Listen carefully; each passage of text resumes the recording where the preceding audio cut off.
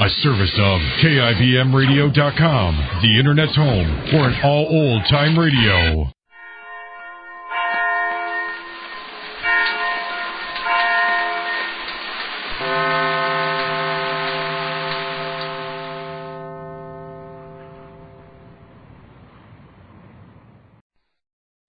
Good evening. This is Crime Classics.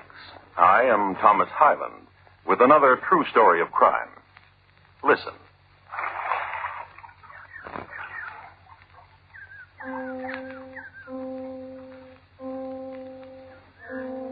You have just been within earshot of a drowning. Not such a drowning as will cause shouts of alarm throughout the world, nor even a headline. Just tears, quiet remorse. For the lady who is weeping just drowned her doll, and a part of her life, and a part of her reason. She'll go on from here to people. She'll go on from here to kill by poison.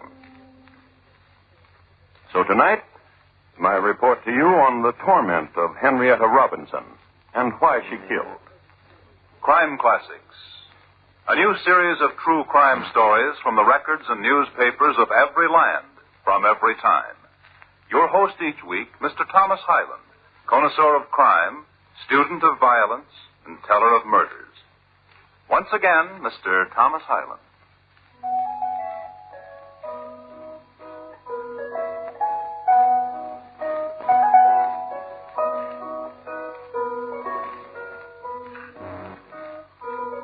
The year is 1845 in the city of Troy, New York. It was summer, and the Trojans were all excited about the town's 56th anniversary, and showing it. Each weekend, the banks of the Hudson were strewn anew with burned-out fireworks and chicken bones, and the broken crockery mixed well with empty clam shells. The scene we're interested in took place on a Sunday in summer twilight, and has to do with a boy and a girl. They found an idyllic spot, as young lovers will do, which consisted of this: a grove of white birch and sumac, and a pond, a clear and shallow pond of still water and sandy bottom, and a soft, warm breeze. Young lover? Just sit as you are, Henrietta. Young lover. Like this? Oh, happy time, gentle time. So I can remember how beautiful you are. To you, Joseph, I'd lower my eyes, but I wish to look at you constantly. Henrietta. Yes? The doll. Here. You may hold her. You may go to Joseph Cecily. Take her. She likes you. No. No? Listen, dear. What? Why do you bring her always with us? Why do you pretend she's a person? Well, she is. Aren't you, Cecily? She is. My sister threw away her dolls at 15, and you're 17. And because one day I hope... What? This world we're in, the quietness of it, trees and the sky, how very blue it is. And look there at the wildflowers, the hummingbird. And you. And you, dear Joseph. May I kiss you? Oh, please don't. There, I protested. Now kiss me. Oh, wait. What are you doing? Cecily's watching. I'll turn her face about. Stop it. Henrietta. You're making fun. Stop it. All right. I'll show you. Oh, dear, what? Show you. Henrietta, put down that stone. Henrietta. No one will ever know. What? This place we're in. This time. And how we love each other. Ask me again, Joseph. About what? Not to go back home to Quebec. To write my parents that I've found my true love. And you want to marry me and keep me here. I do. You were going to kiss me. Please kiss me.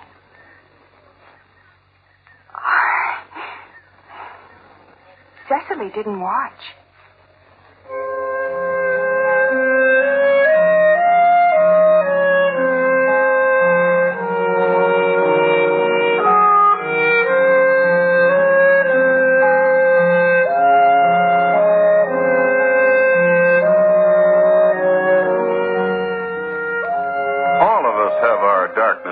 and silent screamings, but most of us don't throw stones at people.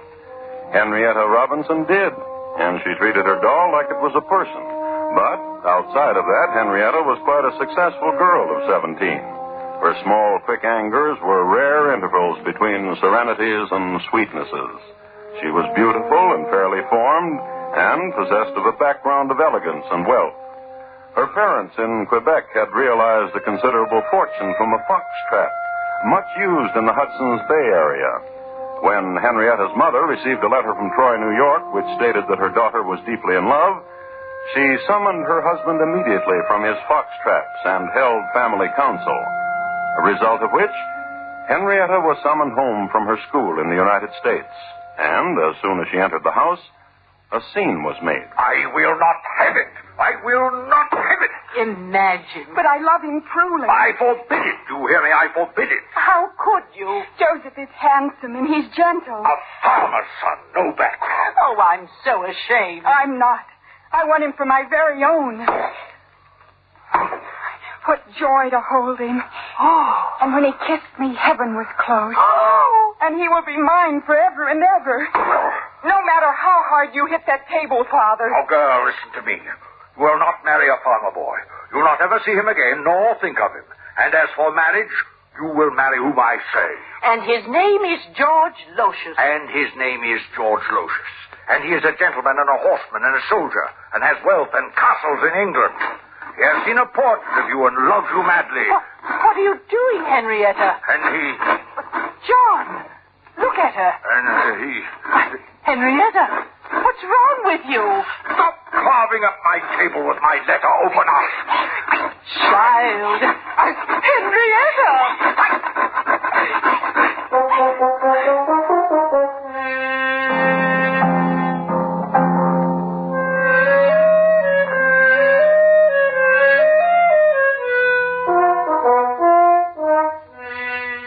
She ruined a fine Regency table, her father's favorite for pounding. But nevertheless, she did meet George Locious. And, surprisingly enough, they got along well together. Can you imagine Lady Melville dropping her fan at such a moment? And later... Take a card, dear Henrietta. This one? Any one at all. You take one, Cecily. Here, I'll help you. Your doll took the 3 of spades. Oh, well, that's very close. He wasn't very successful with card tricks, but he was an expert horseman, a daredevil of the high jumps.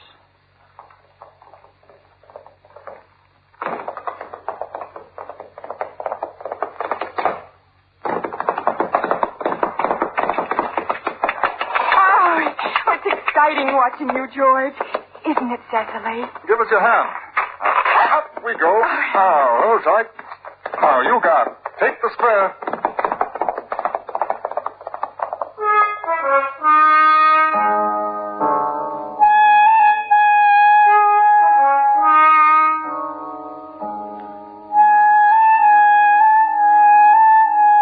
And one night, in a place young people always seem to find, beneath a maple tree whose leaves shone silver under the first autumn moon. I believe Cecily likes me, Henrietta. Oh, she does. And you? Cecily wouldn't like you unless I did. Henrietta, I've loved you since the moment I saw your portrait. What are you doing? You'll want to kiss me, won't you? I'm turning Cecily's head away. Oh. Now you may kiss me. Dear Henrietta. I said, dear Henrietta. Daddy wants me to marry you. Will you? And Mother wants me to marry you. Will you? Well? Let's marry him, Cecily.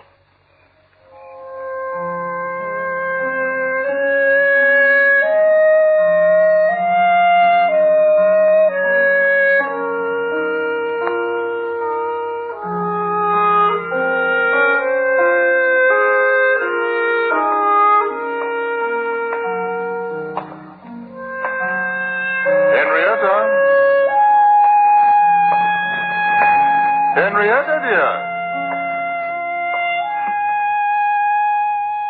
Cecily. Henrietta! Where are you hiding, Henrietta?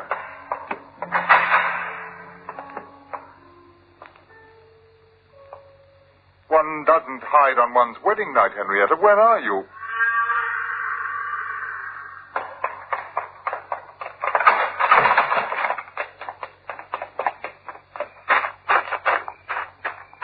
Henrietta!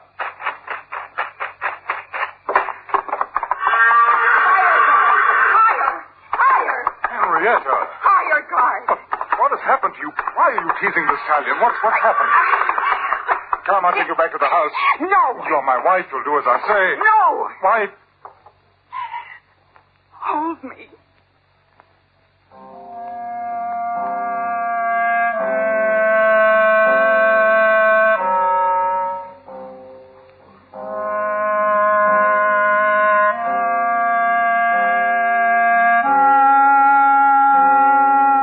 It was the beginning of October when they set off for George's home in Europe. They booked passage on a steamer out of New York. And to get there, they stopped overnight at Troy. I must do some last-minute shopping, George. But why are you taking Cecily? Cecily always liked Troy. And the two of them, Henrietta and her doll Cecily, instead of shopping, went down to a place which consisted of this: a grove of white birch and sumac, almost leafless now, and a pond of water growing cold. A place dying the season's death, but remembered for the time when young lovers sat in summer. And one was called Henrietta, and the other... Joseph. Joseph. Gone are you, Joseph? Where are you? Are you dead? Are you dead, Joseph? And cold? Go to him, Cecily, and warm him.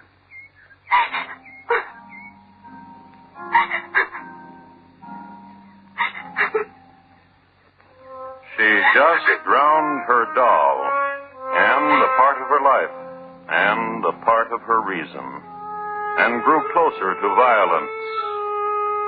Closer.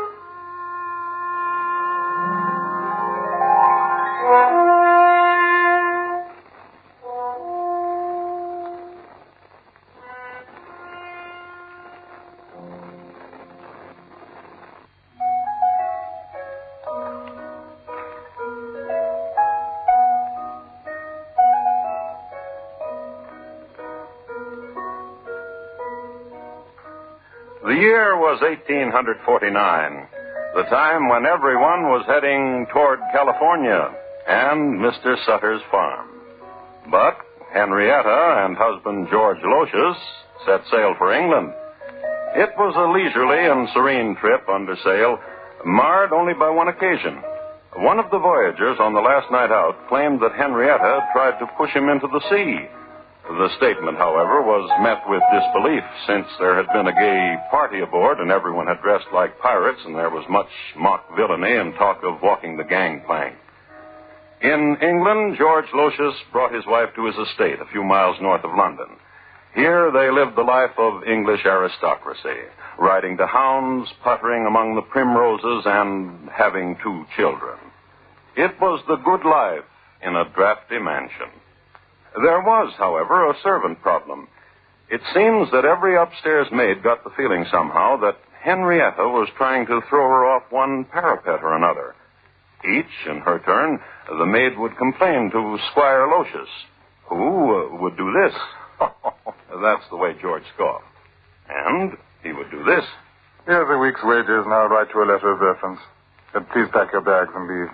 But on about the 6th upstairs maid, this happened. And I'll write you a letter of reference, and please pack your bags. No. Wait here a moment.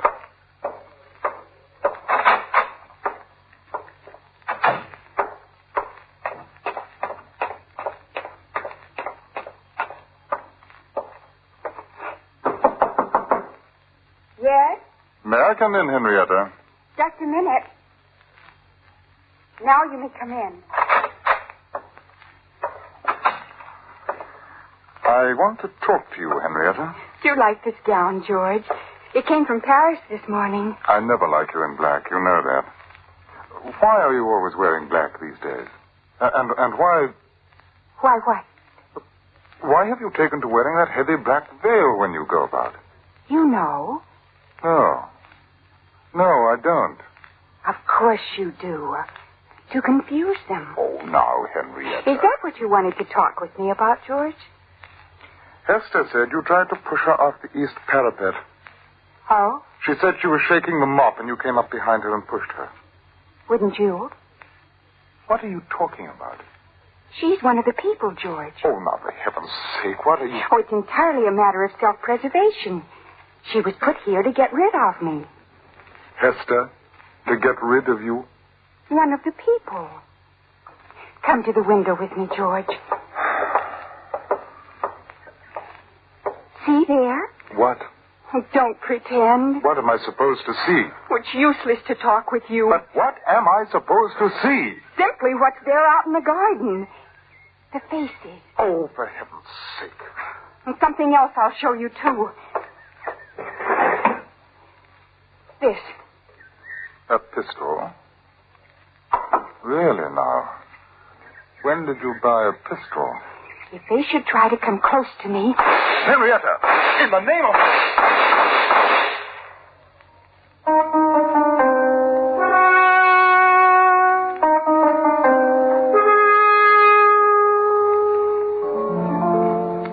Whether or not she was aiming at George, we cannot know. We do know she didn't hit him. We do know that when she deserted him and their 2 children and returned to this country, he made no effort to bring her back. Nor did he ever have any trouble keeping an upstairs maid.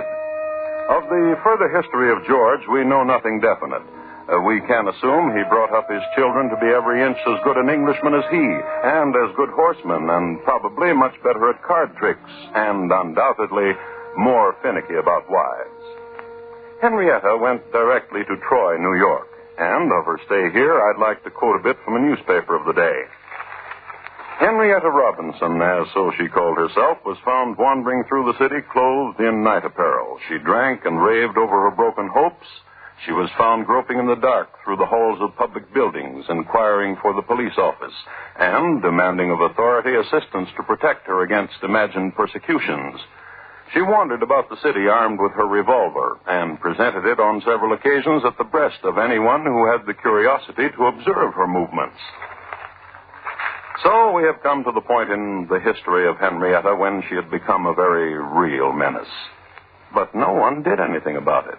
They let her roam and wander and grope and present her revolver, and one day she was no longer young.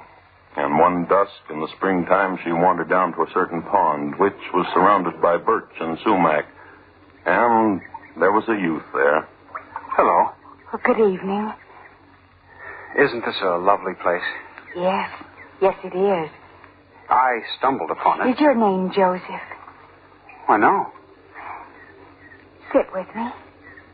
I'd like to. Do you, come here often? Whenever I can. Why? To sit here. To look into the pond. Why?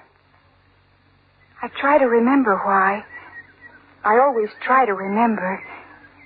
There's something... I don't know. I was waiting for someone. A girl? Yes, but she's very late. I suppose she'll not come. I'd best be going. Oh, wait. Sit here with me for a while. Talk to me. Talk to you? Is your name Joseph?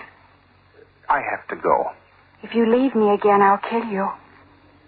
What? I would. But that's a real gun. I would. I have no money. I don't understand. Please, I was only waiting for... Where did you go when you went from me long ago? Don't be frightened of me. See, I'll put away this ugly thing, this pistol. No, don't be frightened.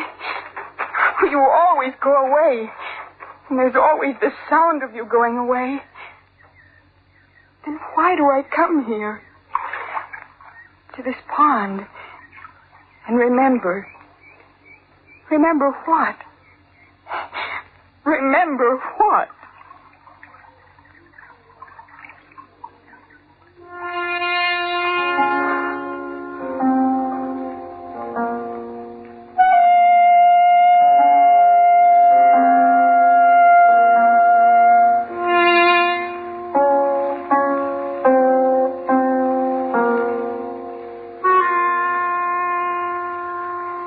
Dum, dum, dum, dum, dum, dum, dum. And that's all you get. Buy me a drink. Buy me a drink.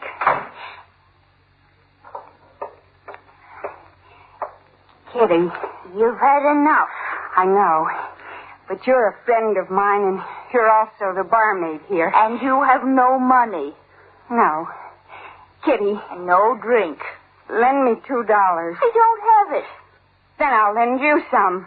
100. You ought to go home. Please, Kitty. A drink. Kitty. Hey, Henrietta. I was asking Kitty to buy me a drink. Tell her how good my credit is, Mr. Lanigan. You ought to go home. Your barmaid thinks my credit's no good. Tell her how good it is. Here in my place, you got no credit. Dance with me, Mr. Lanigan. Huh? Oh, come on. Dance with me. Oh, get away from me. Oh, you won't. That fella there just came in, Will. Young man. Well, now, sister. Young man, will you dance with me? And having danced with me, will you buy me a drink? Dance to what? Dum, dum, dum, dum, dum, dum. That. Well? Well, sure, I'll dance with you. Oh.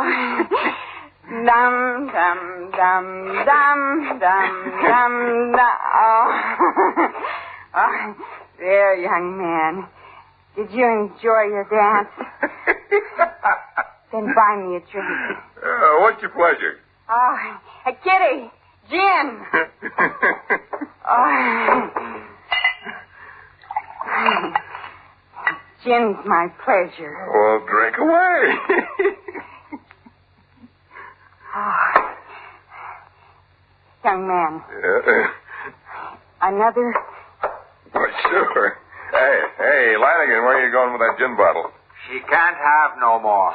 Young man, tell him. Lanigan's saloon, sister. He says what goes. I danced with you. You got your gin? Get out of here, Henrietta. What a way to talk. Can I take her home, Mr. Lanigan? Just get her out of here. Come on, Henrietta. Don't touch me. Don't touch me. I told you to get out of here. Now I want you out of here. Out of there. Out. Let go of me. Stop it. Down.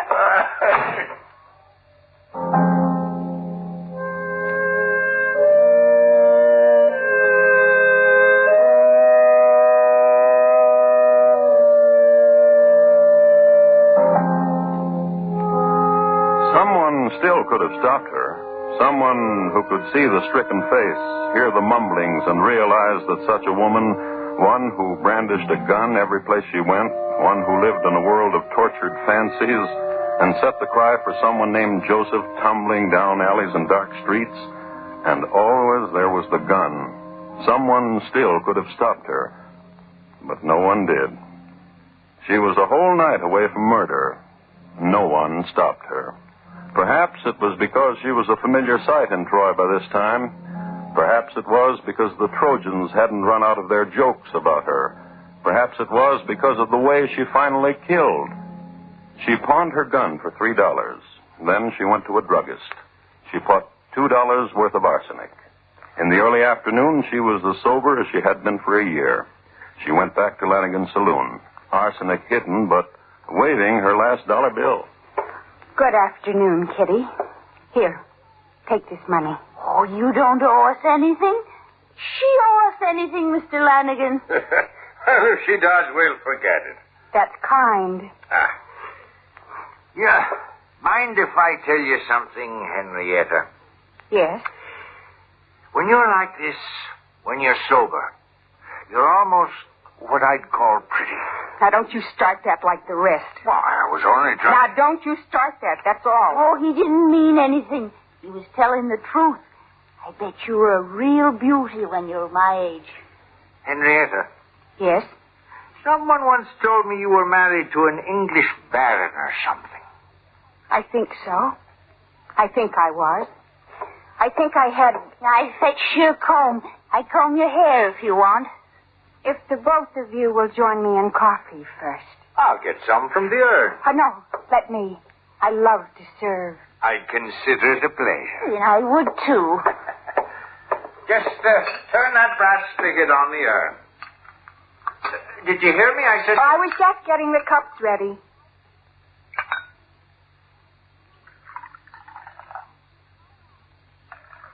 Do you wish them sweetened? No. Nor I.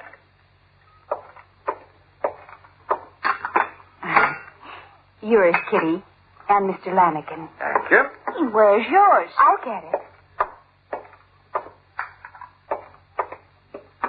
Now, we can all sit and chat. Is this that new brand coffee, Mr. Lanigan? Well, no. This tastes funny, doesn't it? I remember now. What? About England. There was a huge mansion, and I was lady over all of it. Would you like to hear about it? Oh, yes.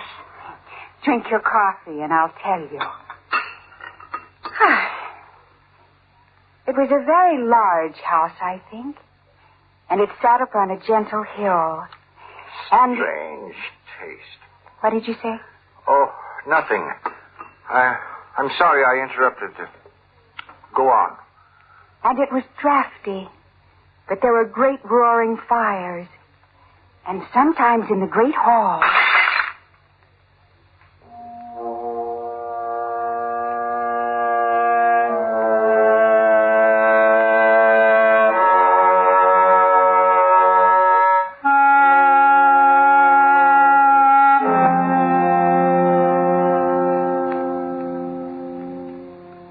Kitty, the barmaid, died from arsenic poisoning that night. Mr. Lanigan the next morning. Henrietta was tried and found guilty of murder and sentenced to hang. There were murmurings, however, and talk of insanity, and one bright young lawyer made a plea based on the responsibility of society toward a tormented woman. On the basis of this plea, Henrietta was not hanged. They put her in prison where she sat for the rest of her life behind bars and a black veil. And this is the story of the world and Henrietta Robinson.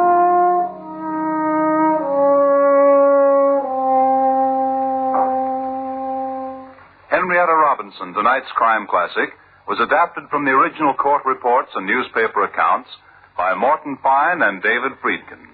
The music was composed and conducted by Bernard Herrmann, and the program is produced and directed by Elliott Lewis. Thomas Hyland is portrayed on radio by Lou Merrill. In tonight's story, Sammy Hill was heard as Henrietta. Featured in the cast were Betty Harford, Joseph Kearns, Sam Edwards, Lamont Johnson, Paula Winslow, and Ben Wright. Bob Lamont speaking.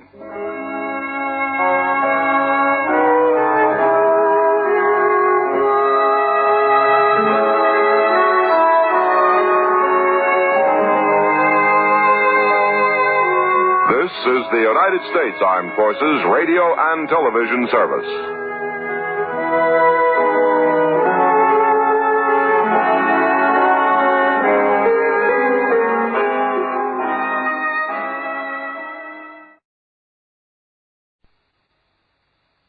Good evening. This is Crime Classics. I am Thomas Hyland with another true story of crime. Listen. That's a chicken. She's a fat one. She's doing practically all the things a chicken can do. And besides all this cleverness, she's about to perform her primary function. She's going to be a dinner. The lady who carries the bird in her left hand is named Abby Durfee Borden, stepmother to Emma and Lizzie Borden. Mrs. Borden weighs over 200 pounds. The curved-handled axe she holds in her right hand is her favorite when she goes out amongst the chickens. Her favorite because with it she does such a neat job, which is more than I can say for the person who murdered Mrs. Borden and her husband, Mr. Borden. So tonight, my report to you on the bloody, bloody banks of Fall River. Crime Classics, a new series of true crime stories from the records and newspapers of every land, from every time.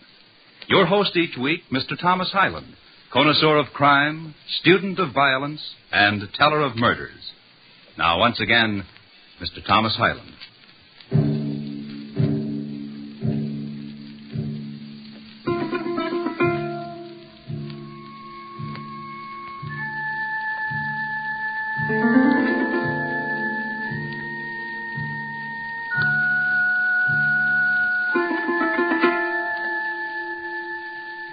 The place is Fall River, Massachusetts, at the start of a hot August in 1892. In that era, it was a town whose dominant color was brown, the color of sun-dried lawns, of rain-stippled brick and board, of ladies' dresses that reached from neck to pavement. Next in popularity, as far as color went, was black.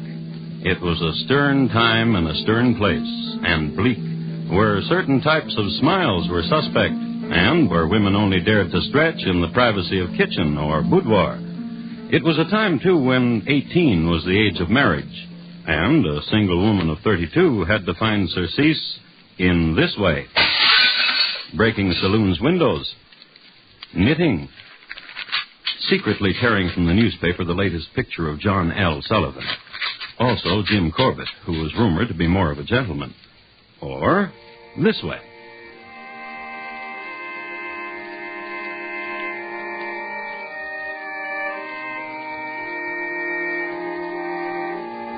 Till death thy endless mercies seal. Lizzie Borden's way.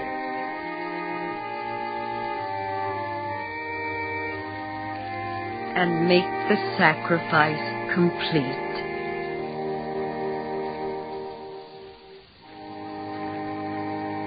Amen. There now. How did you like that hymn? Oh, very much, Reverend Job. And then I shall write my brother to send me the rest of the new ones from New York. I trust your judgment, Miss Borden, implicitly. How is your brother? Oh, he's getting married. Married? Didn't I tell you? No. No, you didn't. I'm sorry. I think, Reverend, you might have let me know in another way. Less blunt. But you don't even know my brother. I hope he'll be very happy. I'm sure you do. Reverend. Yes, Miss Lizzie? And how much longer will you grieve? Dear Miss Lizzie. Your wife is gone now for 4 years. Dear, dear Miss Lizzie. How kind is your concern.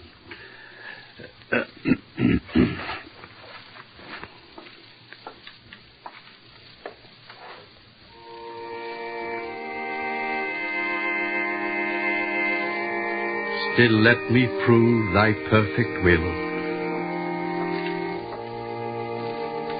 My acts of faith and love repeat.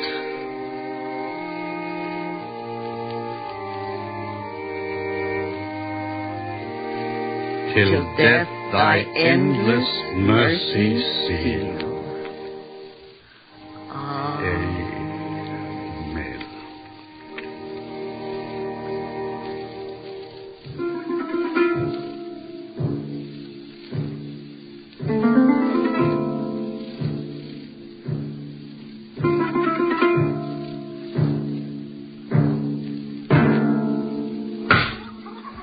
Your father likes chicken, Lizzie. Chicken he shall get. Glad you came out to the backyard. You could do something for me besides picking pears from the tree. You're just jealous because you can't eat pears, Mrs. Borden, because you break out. Where you been, Lizzie? With the Reverend Mr. Job. He got some new hymns from New York. Why are you laughing? Oh, if I was a true mother to you instead of a stepmother, I'd tell you right out, you're never going to get married, Lizzie. New hymns from New York, your work with the Fruit and Flower Mission, none of these are going to help. If I was a true mother to you, I'd tell you all of those things, but tenderly. Yes, Mrs. Borden. And it eats inside you, doesn't it, stepdaughter? Yes, Mrs. Borden. You and your sister Emma, old maids. They say that about you. Did you know that? Yes. Yes, Mrs. Borden. Here. Least you can do is some work. You can pluck a chicken as well as anyone. Yeah, well, I do the other. Get used to being useful. That's a way to live, too. Take it. All right. Mrs. Borden? What is it? Aren't you concerned about yesterday? What about yesterday? About the barns being broken into. Some children, probably. Why should they break into the barn? Looking for iron for sinkers so they could fish. Not so delicate, Lizzie. You do it this way. This way. I told Mr. Jubb about the milk. What are you talking about? About the milk. What about it? You've been in the sun too long, Mrs. Borden. Burned your memory away. About the milk. It's being poisoned. Poisoned? Why else do you think everyone in the family got sick day before yesterday? You didn't. I don't drink milk. And the barn's being ransacked. There's someone who wants to do us harm. Make your fancy, stepdaughter. Someone who hates my father. Your father said a man at the bank had cursed him. Father said he'd seen the man loitering about. Oh, now we've come to it, haven't we? What? Now we've brought the conversation around. What? Your father. Tell you something. He doesn't care for you. He doesn't care for you at all. He loves me. Not at all. What's the matter? Blood. All over my hands. Blood. Oof. Chicken blood. It'll wash off. That's the trouble with you, Lizzie. You shudder your ways. What did you do that for? What did you smear that blood on my face for? To see how you look, Mrs. Borden.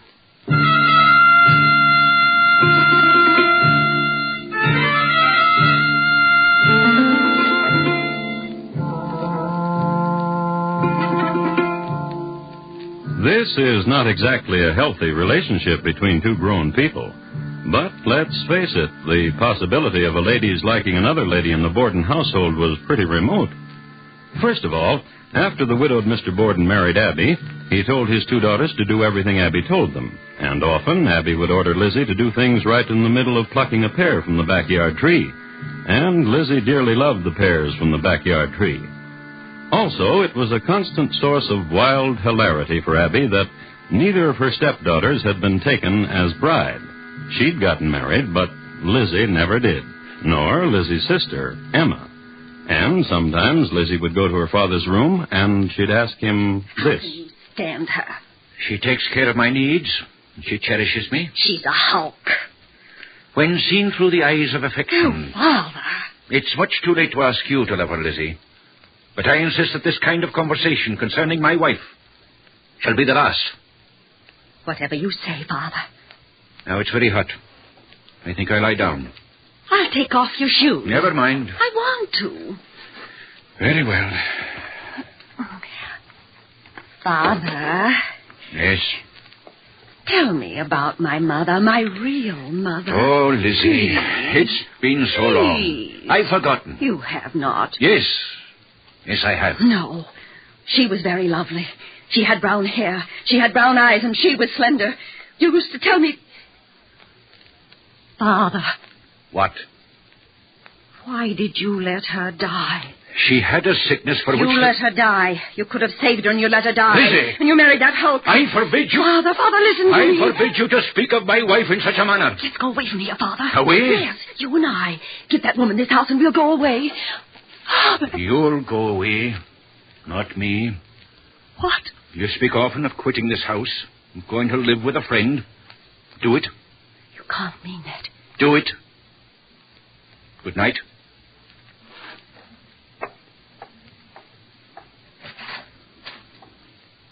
Father. Father, I want you to know I'll always love you, no matter what you say to me. I know, and I'm sorry for you. Good night, Lizzie.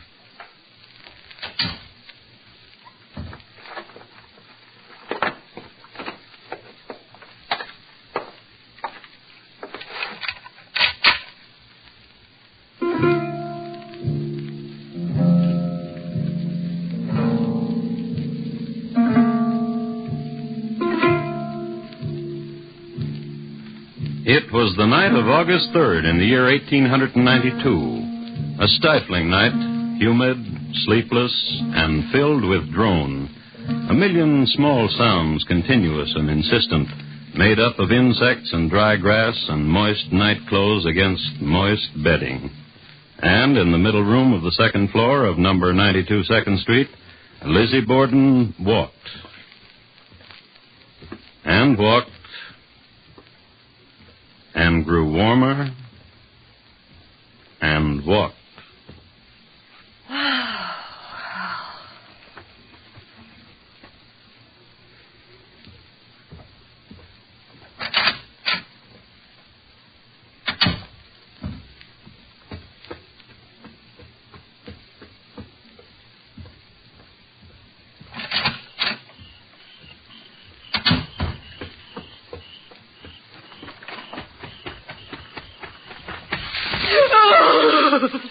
And Lizzie Borden wept. Her face pressed to the earth, she wept. And in a little while, for some reason or another, she got up and walked over to the pear tree and plucked a pear and ate it and smacked her lips, sweet with juice, at the moon. Lizzie Borden.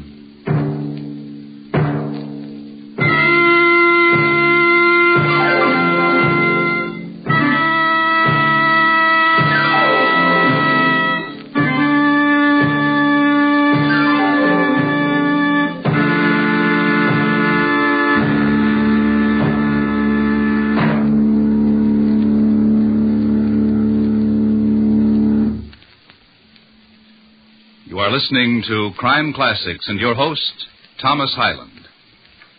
This Saturday night, CBS Radio's Gangbusters presents the story of the soda fountain pigeon. Also Saturday nights on most of these same stations, don't miss the exciting adventures of United States Marshal Matt Dillon on Gunsmoke. Gangbusters and Gunsmoke, Saturday nights at the Star's address. Hear both for twice the excitement. And now once again, Thomas Hyland in the second act of Crime Classics, and his report to you on the bloody, bloody banks of Fall River.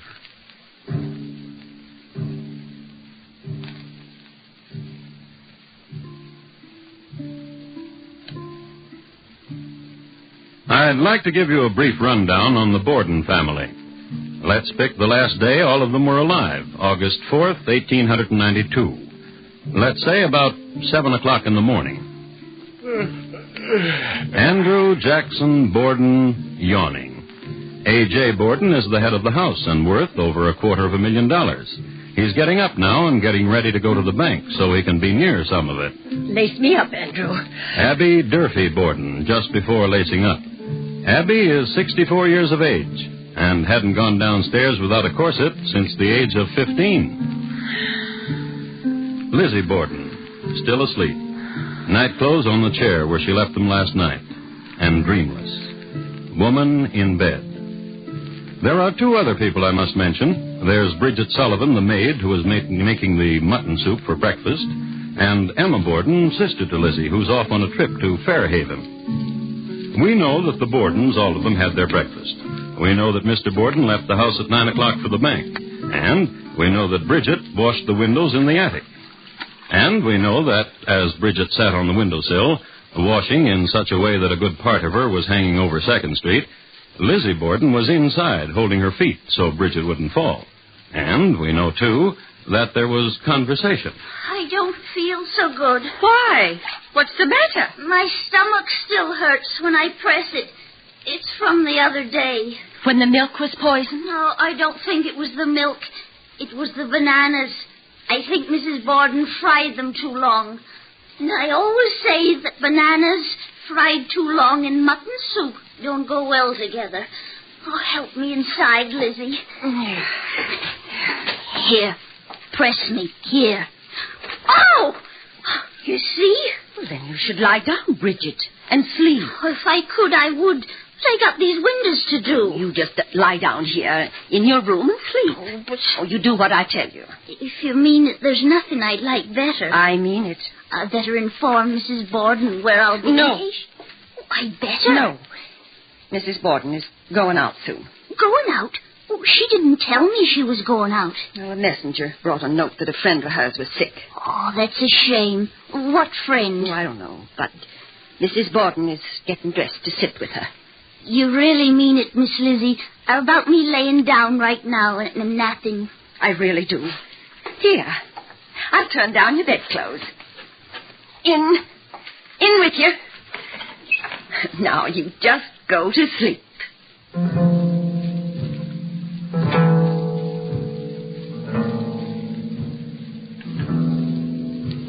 Saying that to Bridget. You go right to sleep. Saying a thing like that was like putting chloroform under Bridget's nose. She was a snoozer, that one. When she worked, but get her on a feather bed, good night all, off she went.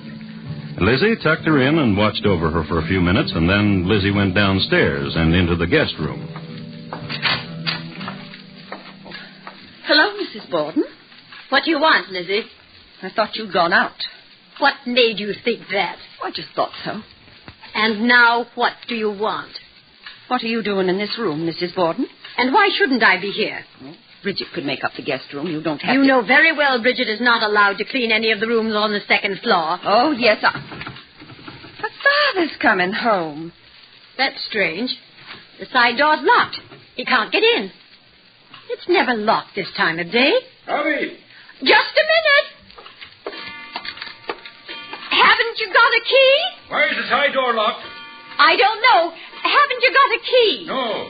Come down and open the door. Try the front one. All right. Wait a minute.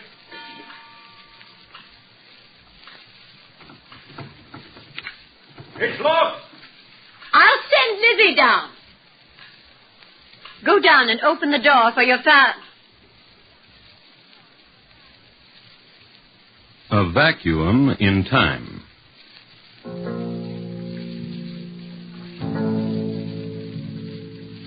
Here is where truth ends and knowledge.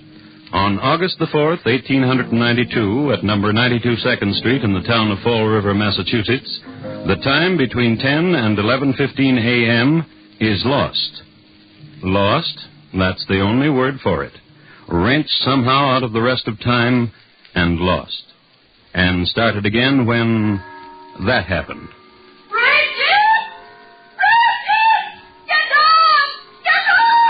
When that was spoken.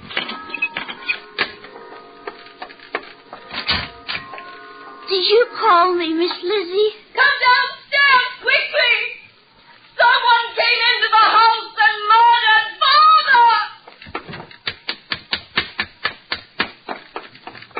What? What did you say? Someone has murdered Father! Murdered him? With an axe. No, don't go in there. Go across the street and get Dr. Brown.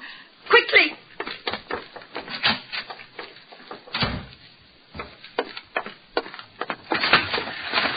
Mrs. Churchill! Mrs. Churchill!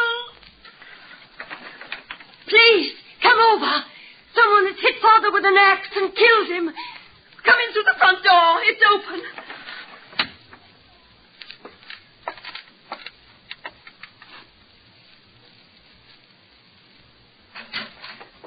Lizzie, where is your father? In the sitting room, on the sofa. Come. You see? Oh, you'd better call for Mr. Harrington of the police. Yes? Who's that? It's me. It's Bridget. Dr. Bowen will be over.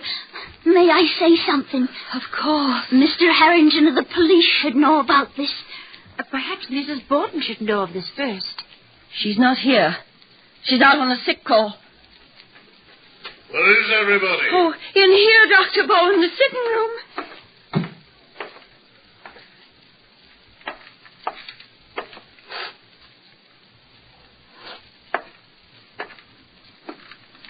Your father is quite dead, my dear.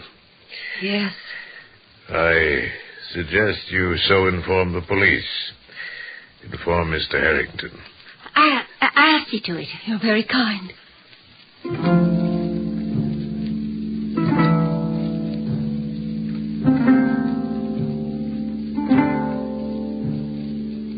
This next will be pretty hard to take, but you just have to believe it. I've got the records right here to prove it. Not only was Mr. Harrington not to be found, but there was hardly any cop at all in Fall River. At this very moment, most of them were taking part in the annual excursion of the Fall River Police Association at a shore resort at Rocky Point, which is near Providence, Rhode Island. So, even as Mrs. Churchill was yelling her lungs out for a policeman, they were running sack races, splitting up into quartets for singing purposes, and the more athletic were getting their mustaches wet in the Atlantic Ocean. However, a Marshal Hilliard, who had gotten up too late to meet the trolley which met the excursion train, was sulking around town, and he's the one Mrs. Churchill spotted. She brought him back to number 92 2nd Street. Here, the marshal viewed the body, gave condolences to Lizzie, and set about looking for clues. During his search, Mrs. Churchill made a remarkable discovery. Lizzie? Yes, Mrs. Churchill? I've just been up on the 2nd floor. Yes. Your mother's up there. She's not my mother. She's my stepmother. She's dead. She's my stepmother. It looks like somebody took an axe and... well, she's dead.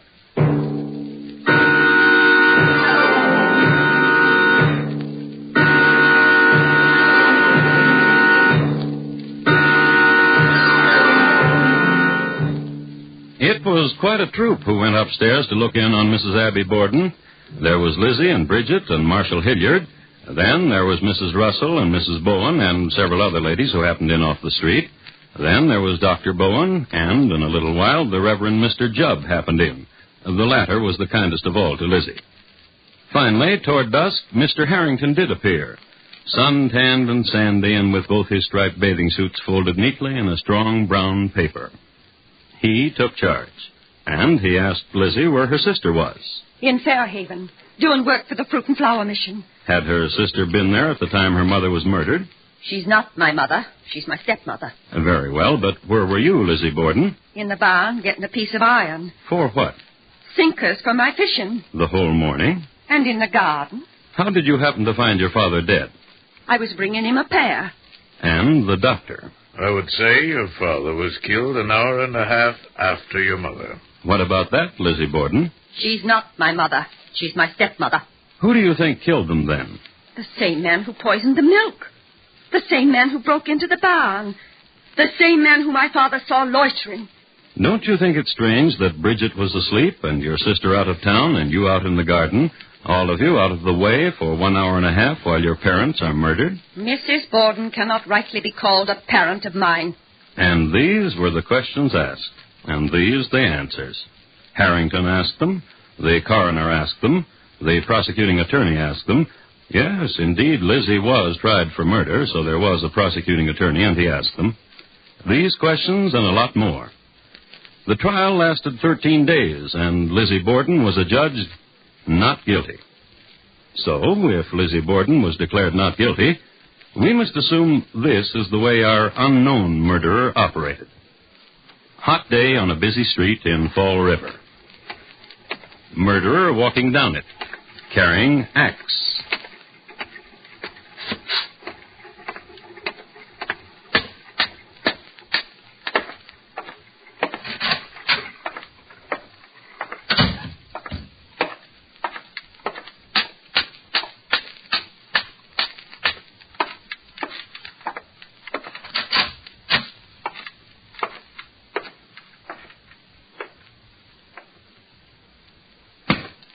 Mrs. Borden disposed of. Wait 1 hour and a half. Then...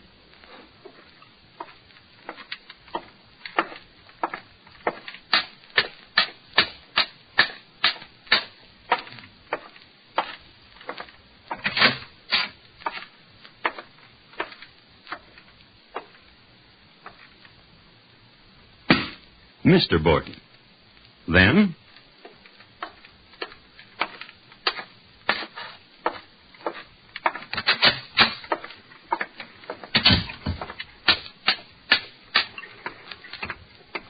And there he goes. Murderer covered with blood, carrying a bloody axe. And no one noticed him. Or they'd go yelling for Mr. Harrington. No one did. So the murderer was never found. And Lizzie? She never married. She embraced other things.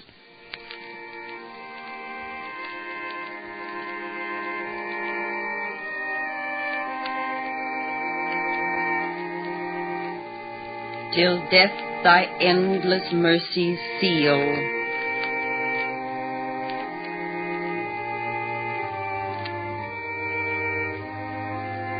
And make the sacrifice complete.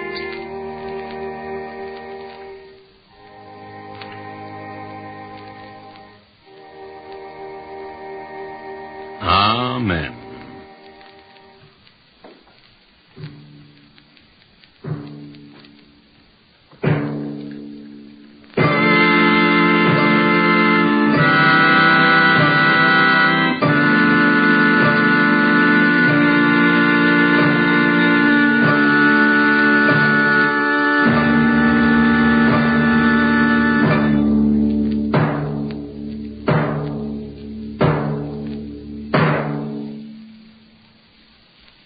In just a moment, Thomas Hyland will tell you about our next crime classic. Fall River, tonight's crime classic, was adapted from the original court reports and newspaper accounts by Morton Fine and David Friedkin. The music was composed and conducted by Bernard Herrmann, and the program is produced and directed by Elliott Lewis. Thomas Hyland is portrayed on radio by Lou Merrill. In tonight's story, Irene Tedrow was heard as Lizzie Borden. Featured in the cast were Jeanette Nolan, Betty Harford, Sarah Selby, Herb Butterfield, William Johnstone, and Paul Freese. Bob Lamont speaking. Here again is Thomas Hyland. Next week, Rudgley, England, in the year 1855, and a brilliant young medical man whose hobby was dead people and live racehorses. My report to you will be on the Hangman and William Palmer. Who won? Thank you. Good night.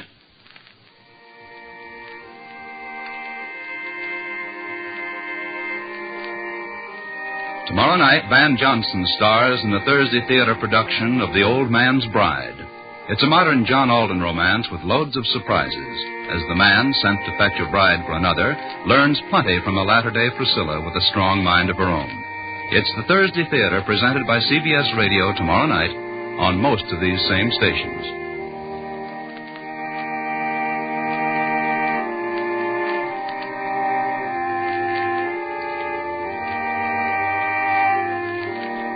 Thursday nights, Marlena Dietrich stars in Time for Love on the CBS Radio Network.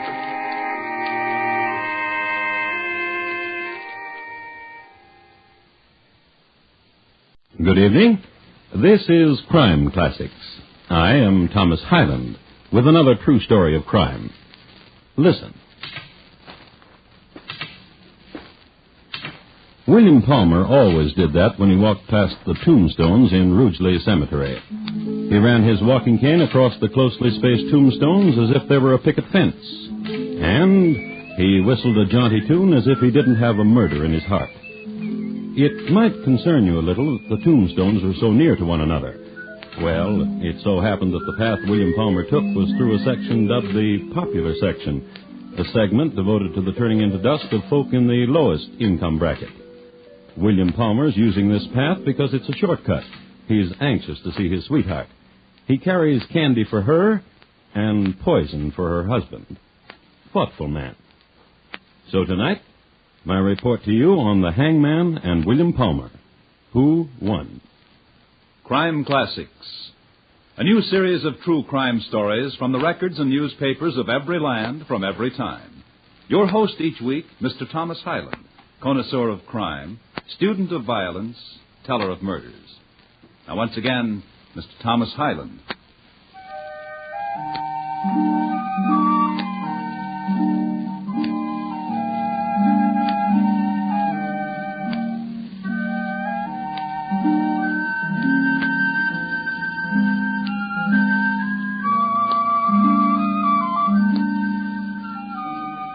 word about Rugeley, England in 1854.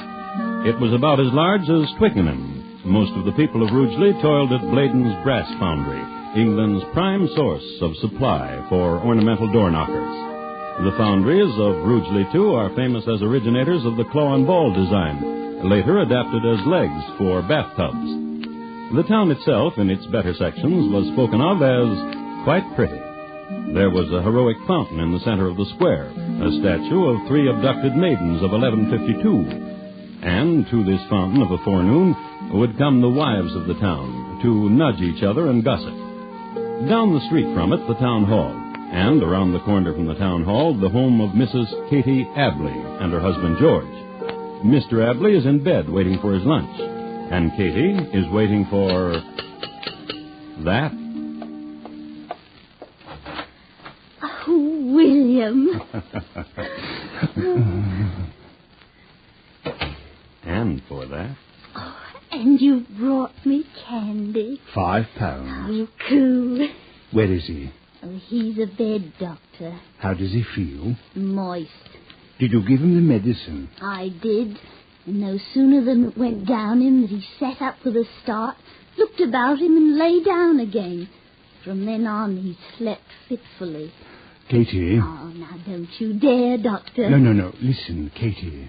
What is it? I stopped in the laboratory of the hospital and I got a new medicine. The ones you've given my husband so far have just been keeping him sick, Doctor. Your husband has an amazing constitution. What is the name of this new medicine? Strychnine. Why haven't you used it before? Traces of it are easily to be detected. And why are you using it now? Well, this morning at the pub, I stopped in for a dram. I met a man, a doctor. He's 80 years old and has newly come to Rugeley. He wants so much to make friends. And, Katie? Yes? He has the authority to sign birth certificates. And if someone should die? He has the authority to sign death certificates. Doctor? Yes? I've got some piping hot broth. Of what? Kidneys and such. Seasoned well? With rosemary and thyme and basil. Add this to it. Cool. All of it? Your husband's constitution should be written up in the journals. All of it. I'll ladle out the broth.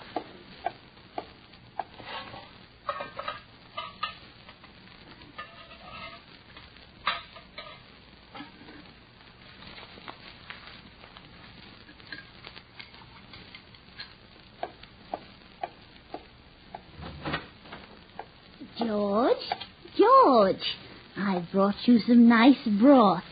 Here, now you let me spoon it for you. That's a nice boy. Eat up all the kidney broth.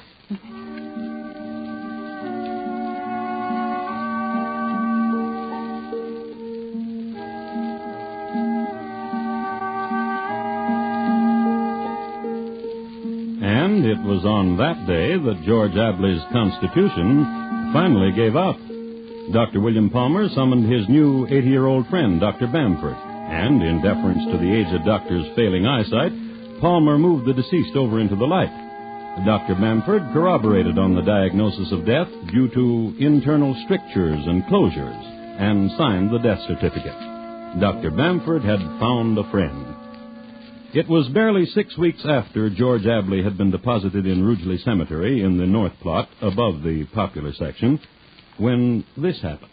You don't love me anymore, Doctor. Of course I do. Katie? I've no more money, if that's what you want. But your husband left you £1,000. And I've given you all but a pittance. And you've no more? You don't love me. And you've no more? No. Once I loved you, Katie, but no more.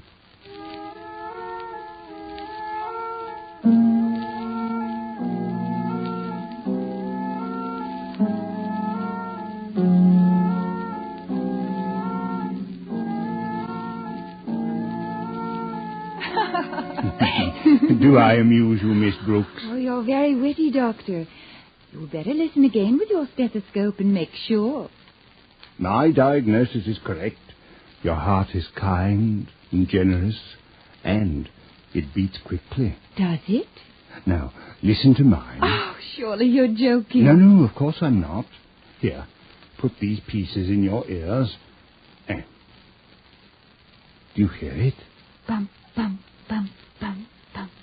Just the way yours goes. Bump, bump, bump, bump, bump, bump. Here, let me take that stethoscope. May I make a confession, Doctor? As if there were anything for you to confess. Oh, but indeed there is. Yesterday... At the racetrack? I contrived to meet you, Doctor. You were so handsome, so dashing, so from London.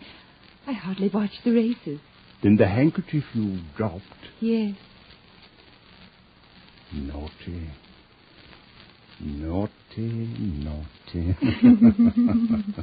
I'm bold. Bold. That's what you are, bold. Doctor. Yes. I'm ashamed. Miss Brooks. No, don't touch me. Listen to me. I'm ashamed. What I did yesterday, dropping my handkerchief at an opportune time so that you would lift it up to me, and speaking with you then, and spending the rest of the day with you, then coming here this morning to plead an illness I never had. Miss Brooks, dear Miss Brooks. My Miss Brooks. My Miss Brooks? You don't think I'm wanton? Certainly not. A girl in my station...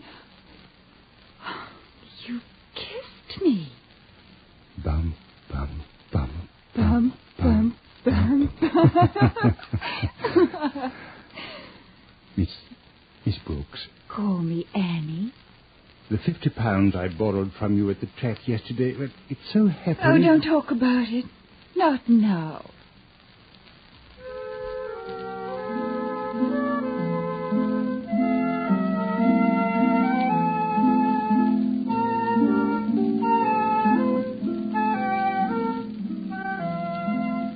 They were wed. He, a young doctor, she, the daughter of an English colonel who had collected a lot of rupees in India. It is interesting to note that this is the same Colonel Brooks who was known around Calcutta in the 30s as Adorable Brooks, a name which stemmed from leading a charge against the Gurkhas, armed with only a polo mallet, this on a wager. His daughter Annie, as we have seen, had inherited a good deal of his dash, all of his big game hunting trophies, and every month a check. This check represented a monthly allotment from the colonel's estate, the rupees having been translated into pounds. Well, the young doctor and the colonel's daughter lived happily for some months. Champagne for breakfast. And in the afternoon, when the season was ripe... Come on, mermaid. Come on, mermaid. Mermaid. Mermaid. Oh. What do you want? Don't be cruel. Here's some more money. I love you. I love you, Annie. Good Annie. Dear. Yes? That's the last of it for this month. But it's only the 5th. And we've been to the races for 5 days. Don't worry about it, dear. You can always borrow until my next check. You always do.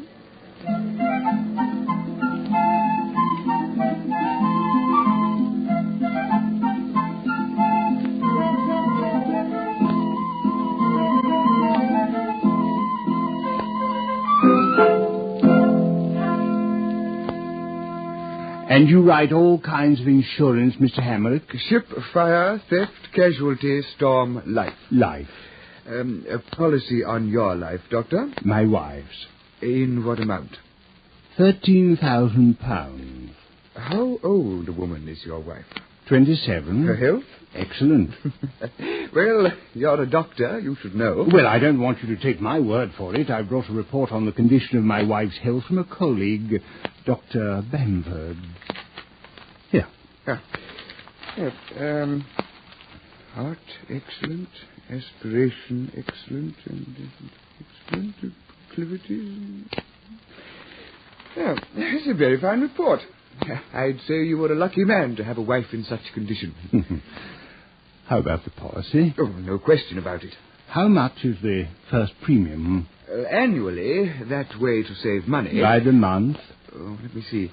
£13,000 policies. £50, 12 and 3. Oh. Yeah. £50, 12 and 3. Oh, thank you. Thank you very much.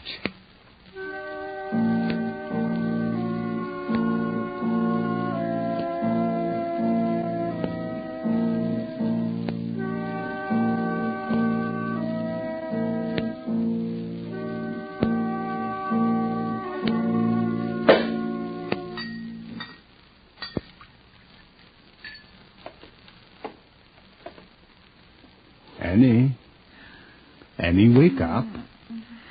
Wake up, dear. Hello. Champagne. Hello. Drink it. Hello. Drink it all, then I've got a secret for you. Tell me a secret. I know who's going to win the third race today. Who? Goldfinder. Oh, you're very clever, but... But what? We have no money to bet. How do you think I got the champagne? Oh, you borrowed it. Goldfinder in the third. Get dressed. Get dressed. Yes. Dear. Get dressed. I feel... What? I don't know. I can't seem to... You just lie here. Let me feel your head. Warm. A little fever. I don't want you out of bed today. Yes, Doctor. I leave you a powder to take. Yes, Doctor. Take care of yourself. Yes, Doctor. Doctor? Yes? You love me. I know you love me. I do. Kiss me. Annie. Come here and kiss me. All right. Bum, bum, bum, bum. Bum, bum, bum. Dear Annie.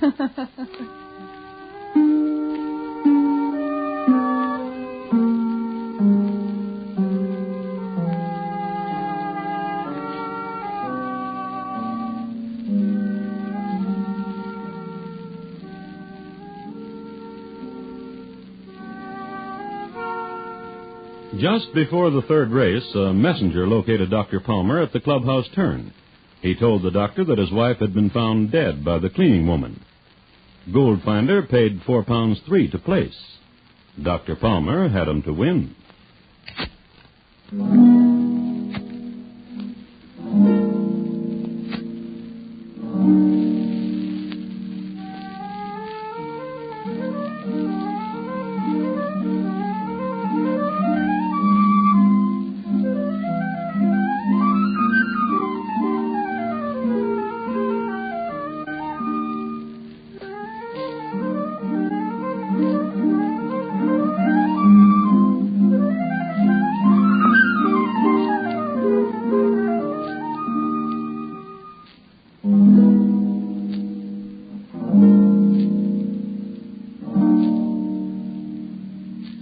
You are listening to Crime Classics and your host, Thomas Hyland.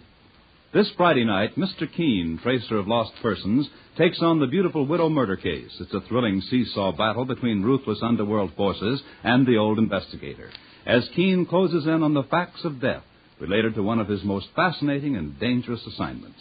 Mr. Keene, tracer of lost persons, Friday nights on most of these same CBS radio stations. Don't miss him. And now, once again, Thomas Hyland in the second act of Crime Classics, and his report to you on the Hangman and William Palmer, who won.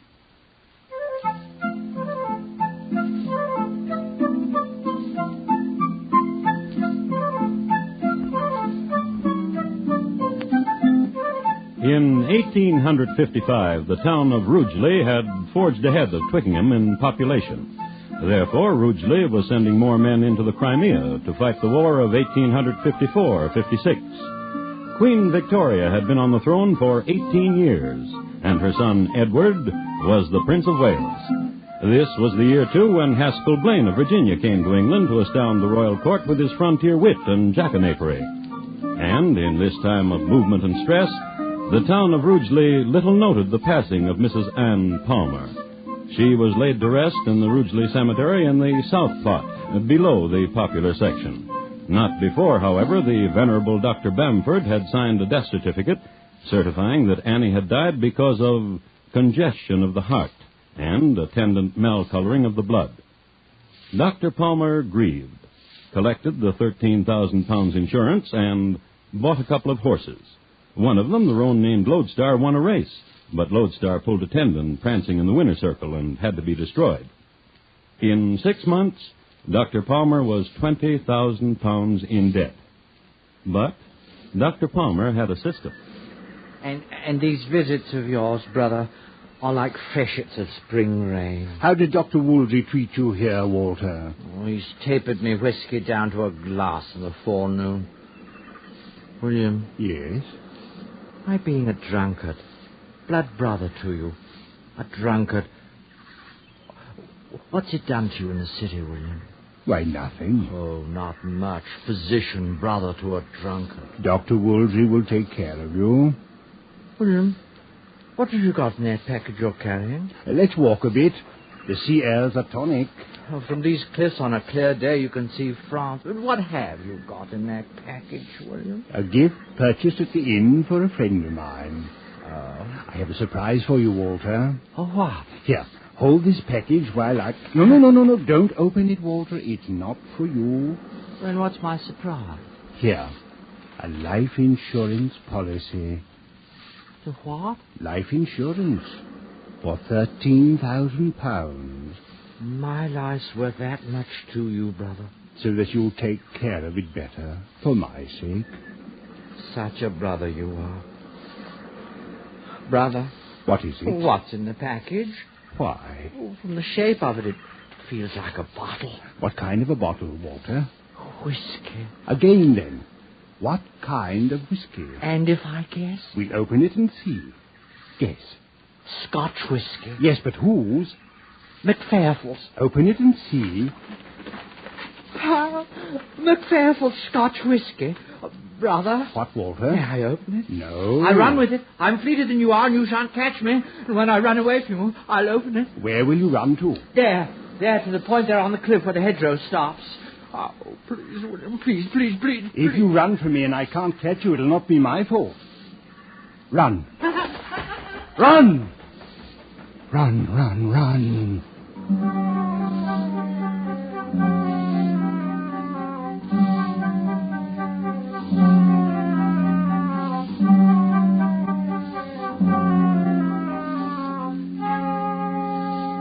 In Scarlet Town, where I was born, there was a fair maid dwelling. Come on, Walter.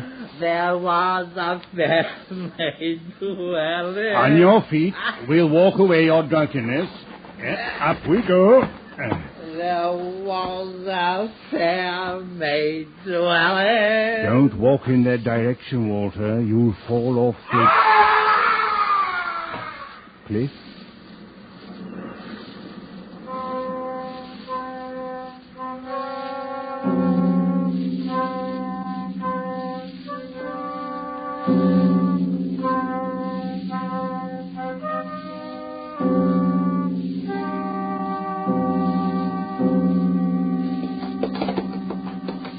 That's not a horse race.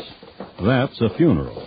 By some misadventure, the black stallions which drew the hearse of Walter Palmer had been frightened, and they bolted and ran away. Walter's coffin was thrown to the ground and torn open, revealing to the stunned housewives in Rugeley Square the broken form of a man who had fallen off a cliff. Or, as the death certificate that was signed by Dr. Bamford read, multiple skull separations. Now that's a horse race. A week later. Run, sea nettle. Run. Oh. Dr. Palmer on a typical afternoon. While he goes to bet another loser in the next race, let's do a little figuring here. He was 20,000 pounds in the hole a few months after his wife died, and he collected 13,000 after his brother died. That left him still 7,000 in debt, as of a week ago. It took the doctor 7 days to get himself another 10,000, altogether 17,000 pounds in debt.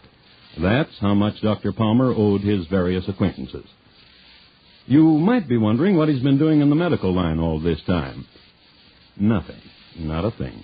A few pills prescribed in return for favors received, and that's about all. As far as his office was concerned, he had long since given it up, and had sold his equipment, and had sent his magazines on to his friend, Dr. Bamford. Now we come to a turning point in Dr. Palmer's life. He met a fellow named Cook, John Parsons Cook. It was a turning point in Cook's life, too. Ganymede. That's the horse who'll win the 4th. Ganymede. Bet handsome lad, can't lose. If you say so. Handsome lad, can't lose. Yes, he could. He did. And the next day... Fleet King in the Lady Barbara Stakes. I have information. Don't be a fool. Well, what have you heard? The gelding from India, Mokjur. Very well. Mokjur. The jockey told me. The jockey told a fib.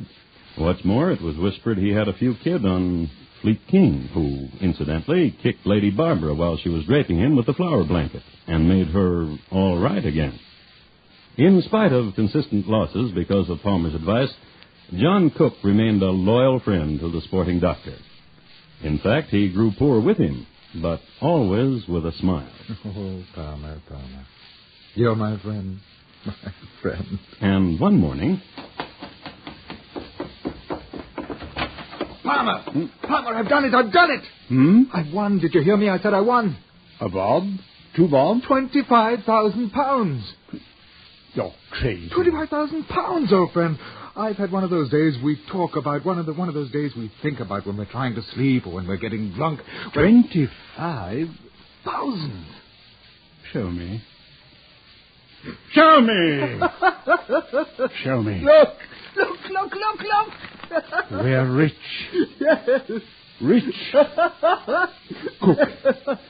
Cook, you're my friend. Cook.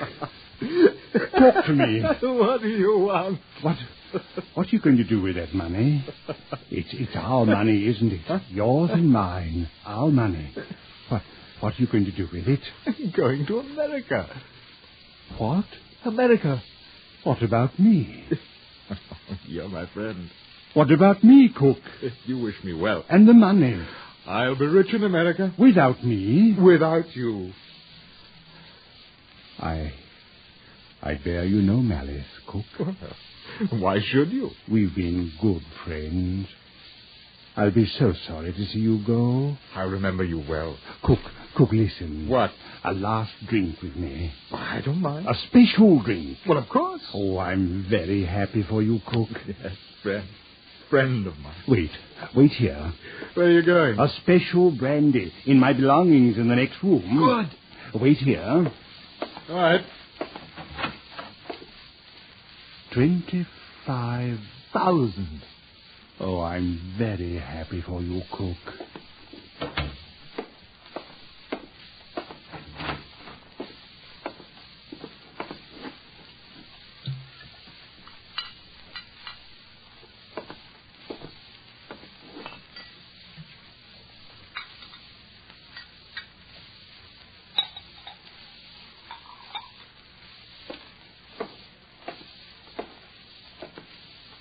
Open the door for me. My hands are full. Special brandy, Cook. Oh, dear friend. This one's yours. Dear friend. America.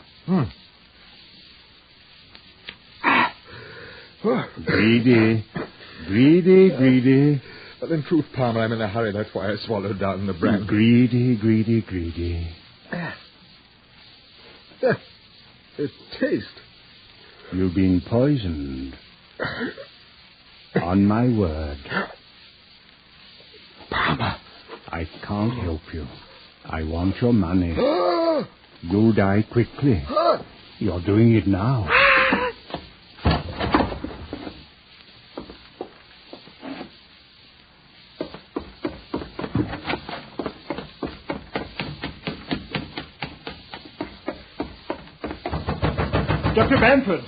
Dr. Bamford, come quickly. A friend of mine just died, Dr. Bamford, from occlusion of the heart valves. Come quickly. Bring your pad of death certificate, Doctor, and your indelible pencil. Quickly. Here, I'll help you, sir.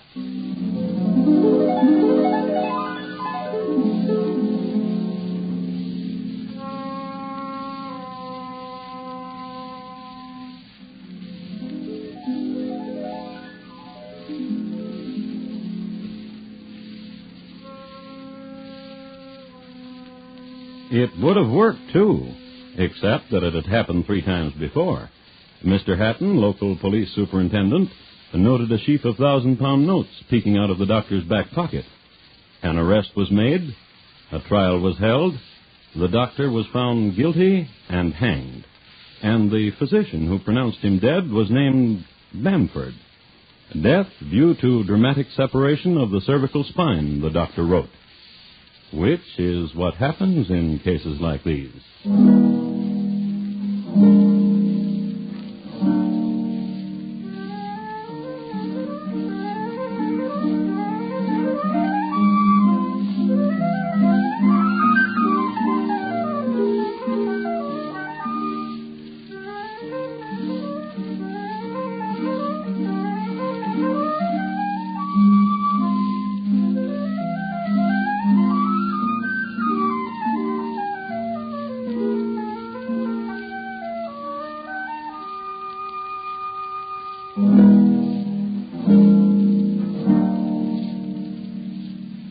In just a moment, Thomas Hyland will tell you about next week's Crime Classic. William Palmer, tonight's Crime Classic, was adapted from the original court reports and newspaper accounts by Morton Fine and David Friedkin. The music was adapted from themes of the period and conducted by Bernard Herrmann, and the program is produced and directed by Elliott Lewis. Thomas Hyland is portrayed on radio by Lou Merrill. In tonight's story, Jay Novello was heard as William Palmer. Featured in the cast were Betty Harford, Ellen Morgan, Joseph Kearns, Ben Wright, and Alistair Duncan. Bob Lamont speaking. And here again is Thomas Hyland. Next week, Glandier, France, in the year 1840, and the interesting events which occurred when an iron smelter's wife sent her husband a gift. My report to you will be on the 7-layered arsenic cake of Madame Lafarge. Thank you. Good night.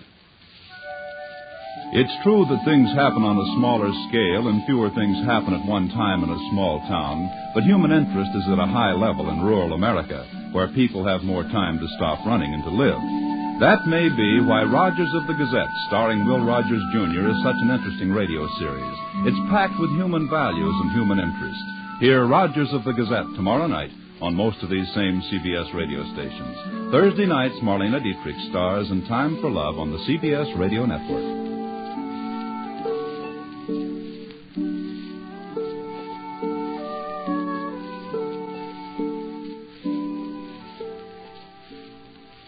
Crime Classics, brought to you by Plymouth, with a reminder that tomorrow is the day for your first look at the big, bright, beautiful new 54 Plymouth.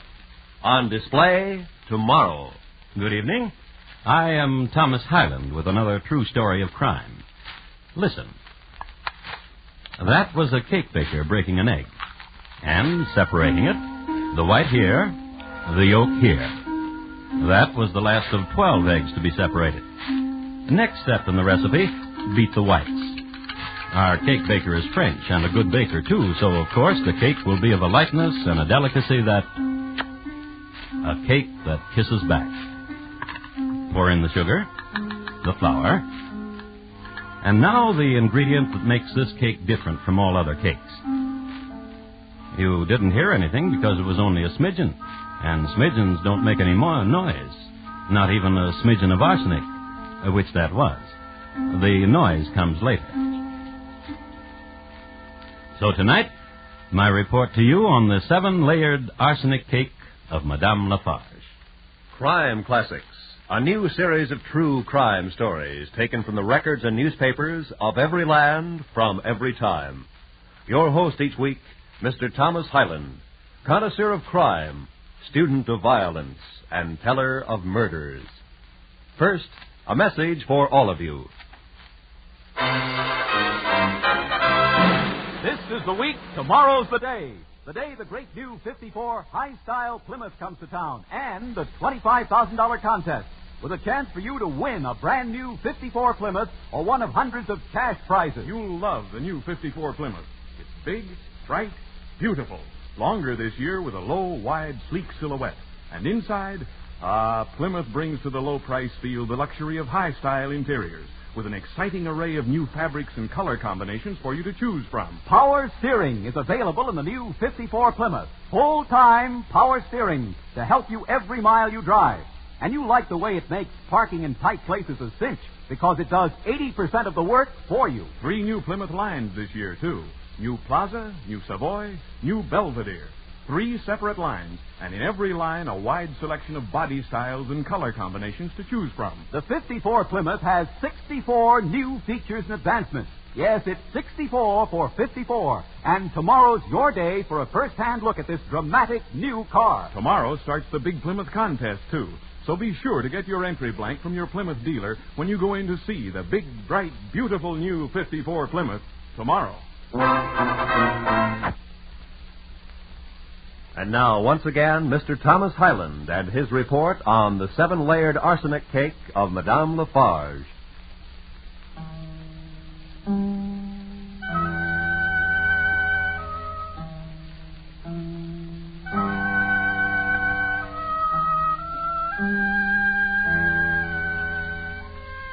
France, as the 4th decade of the 19th century was closing, Louis Philippe was on the throne. It was late summer of 1839, a season of unrest in Paris. In the dark alleys and dank cellars, the populace seethed and grumbled and wrote slogans in chalk on the cobblestones. Phrases such as allons, à bas, en avant, au guillotine, which meant that in this stage people were either for things or against things, or wanted them up or down or forward or guillotine. This was in the city. But a few kilometers away in the country, in Glandier, it was peaceful. Summer was dying gently, and the folk took their cue from nature. I'm quite sure she will be eminently satisfactory, madame. Her name is Marie Fortuné Capello. It is music, no? Marie Fortuné Capello. Is she rich? She has 25,000 francs in her own name. Marie Fortuné Capello. She will make a most excellent daughter-in-law to you, madame. I personally will guarantee it. Huh? I only meant that she is of quality. I personally knew her father, an artilleryman to Napoleon, Stirring. who froze to his cannon outside of Moscow. Commendable. So, you see, you have come to the correct marriage broker. Madame. Yes? Your son, Charles, he has been apprised of the arrangement you are negotiating for him? 25,000 francs. Yes, and her own trousseau. He has been apprised. Go to him then and tell him he is most fortunate. His beloved is not only of wealth, but of beauty. We are in agreement, madame? She's in good health? Excellent. She has never been married before? Never. Then we are in agreement. Therefore, if you please... 10% of 25,000. 2,500 francs. Here. 3,000. And 500 francs change. Madame. Yes? Your son, your fortunate son, Charles. Yes? He still spends his time at the blast furnace? I cannot get him interested in anything else. Strange. I only say this because I recall in my youth there were other things to do. Strolling, picnics in the Bois. My son Charles is a young man who likes to spend his time at the blast furnace. To each his own, eh, madame? Goodbye, madame.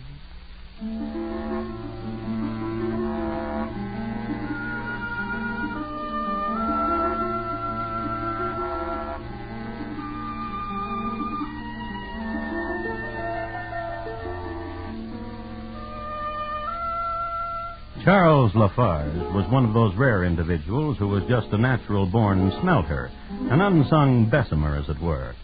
In his early youth, he evinced a healthy interest in iron things and tongs and anvils and blast furnaces. His father had died while fishing for bloaters in the Seine, this when Charles was 3 years old. His mother, a good woman, was quick to recognize her son's natural bent and indulged his talents. As a matter of fact, she invested nearly all her savings in a blast furnace and an ironmongery business for her son. Charles spent most of his waking hours in the shop, shaping things on the anvil, cooling metal, or what he liked best to do, smelting. He was doing that the day his mother broke the news to him. Her name is Marie Fortuné Capello. And he was 6 feet 4 inches tall. What of her? You will marry her. Why? All young men get married. You'll have a wife now, son. Son. Yes, Mama. Come here to me, closer. I want to look at you. At what do you look, Mama? Nothing. You'd better get cleaned up.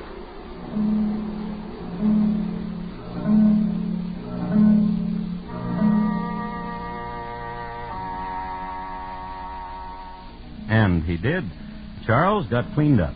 He bathed, shaved, and got into the clothes of a gentleman of the country. He was introduced to his fiancée, made guttural noises of approval, and in a few hours they were married. The ceremony took place in the empty and dismal halls of the Lafarge castle. In attendance were Mamma Lafarge and one Dennis Barbier. Dennis, it should be mentioned, was an employee and bosom friend to Charles. And it must be assumed that Dennis was happy for his friend for having brought such a winsome and lovely creature into an abode usually reek with odors of sulfur and slag. At the end of the ceremony, Dennis offered his arm to Mamma, and they left. Then, this is what happened to the newlyweds. But it frightens me. Frightens? Please. Frightens? How? The terrible heat of it. Well, it is a fire. It is hot. How frightens? Please. Look to me. Yes? This bar, this iron bar. You see it bending. Look. Why did you not look? I do not know. My mama said to me you would do what I say you do. I will try. Well, then look to me. Yes? This metal piece, this round metal piece, you see? Yes. For you. What? For you. I don't... To lock about you if you will run away from me. A shackle? Do not run away from me. Oh, don't touch me. Husband to you.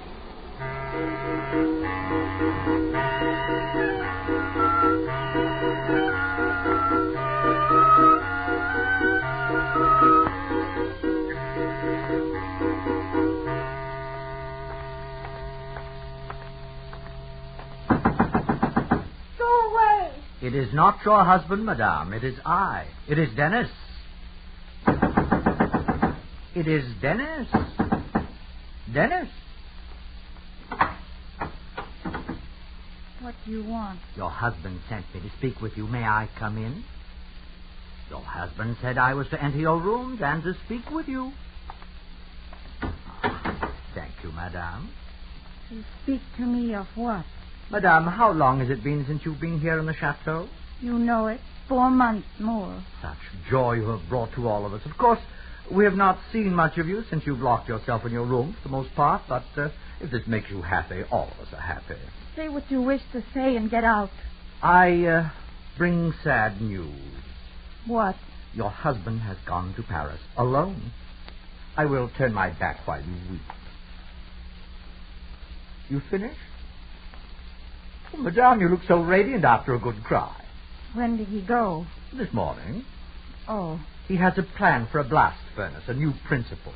My husband. He was introduced to pencil and paper just last week, and already he has the theory for a new furnace. Remarkable, is it not? I wish him well.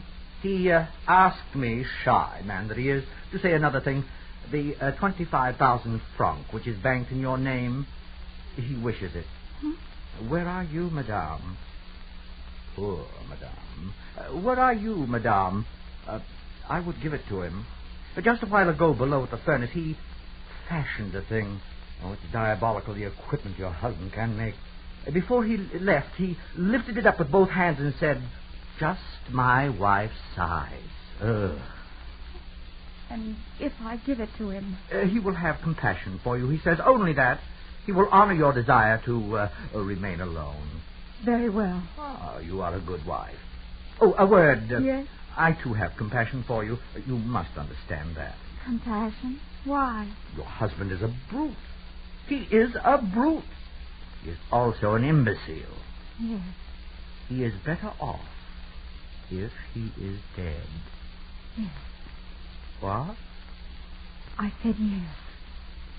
He is better off if he is dead. Of course he is. Madame, I take your leave.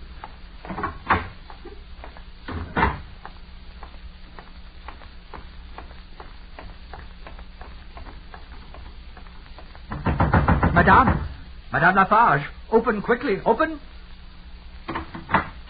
Monsieur Dennis. Madame. What are you doing in my chamber? A terrible thing, so terrible. What are you talking about? What she has said. Who? The wife of your son. She said she... What? Oh, what is it? That she wished your son dead. I'm sure every wife in the world has wished her husband dead at one time or another. But the way it was said. How? With a kind of madness, with a curling of the lips, a clawing of the hand, with hate, with purpose. I wish my husband dead, she said. The heavens give me strength to make it so, she said. No. Yes.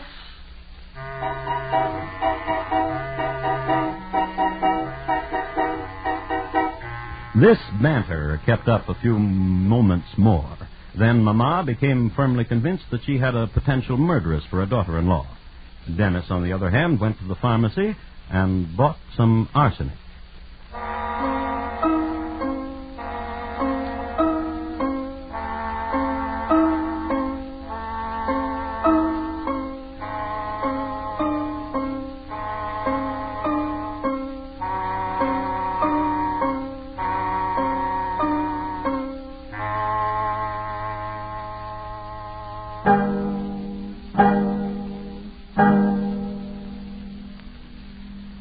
Listening to Crime Classics and your host, Mr. Thomas Hyland. How would you like to win a smart new 54 Plymouth convertible? Well, you couldn't get one for doing less, so be sure to enter the exciting Plymouth contest that starts tomorrow. $25,000 worth of prizes in all, 6 sleek new 54 Plymouths to be given away, and hundreds of cash prizes. How do you enter?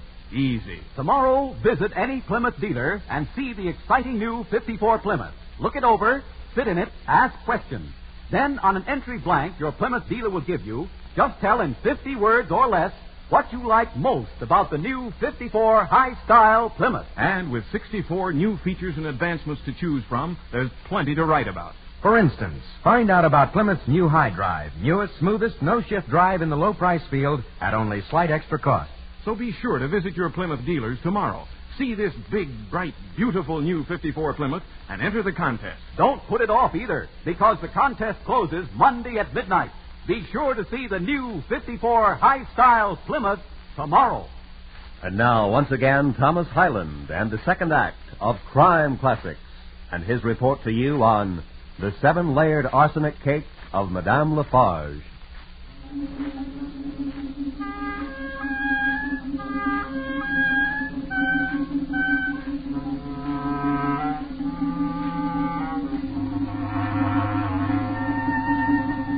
If you happen to pick up any standard almanac of France for the year 1840 and look up the climate for the first week of the year, you will read Il fait froid. That's the French way for putting it that there were blizzards and snows and hails and sleets and cold rains. As a matter of fact, this was one of the most miserable weeks in the annals of French weather. It is only legend, but it's worth mentioning. A freak storm up from the provinces caused the fall of frozen bloaters on the banks of the Seine. And northward, in the town of Blandier, the blizzard swirled bleakly around the parapets of the Lafarge castle.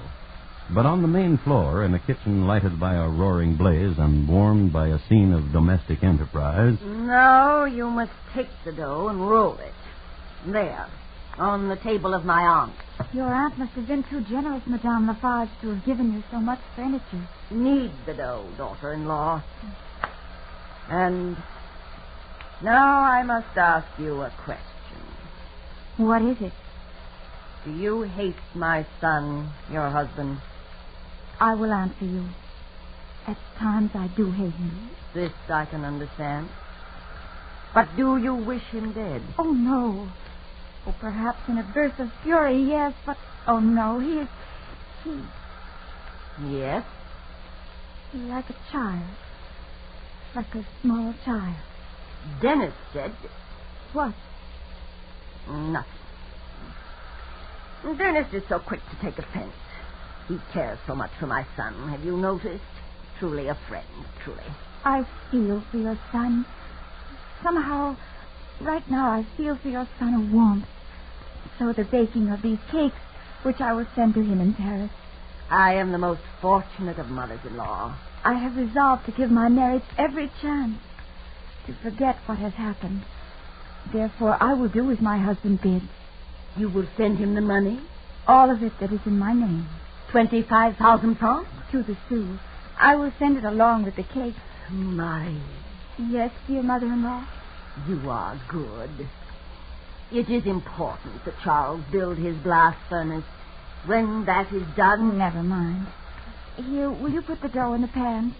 There should be enough to fill those 5 small ones. Gladly. I will wash my hands and write Charles a note. You'll find the pen on the desk of my aunt. And when you are finished, we will put it with the cakes and the money. And Dennis will mail all of it. Let me kiss you. And they offered each other their cheeks.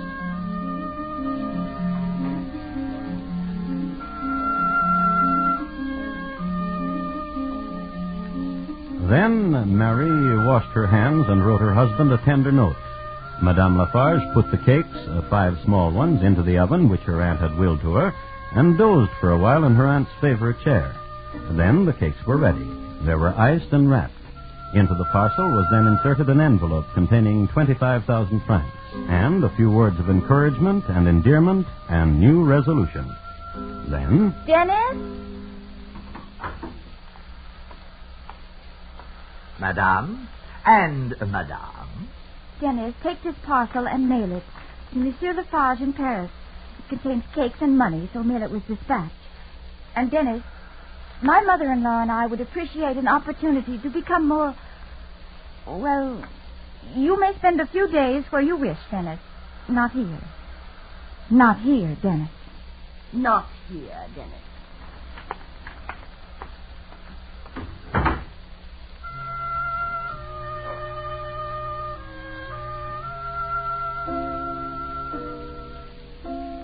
Oh, Charles Lafarge got the parcel all right. It was mailed all right, and he got it. But if you think for one moment that Dennis was there when it arrived, you're right. So, my dear friend Charles, I thought that you would be lonesome in Paris. So many of the young men get lonely in Paris. You are good. So I thought to... Now, who could that be? Charles. Charles? Now, who could that be? May I see? I will see. Oh. Well, thank you. A package for you, Charles.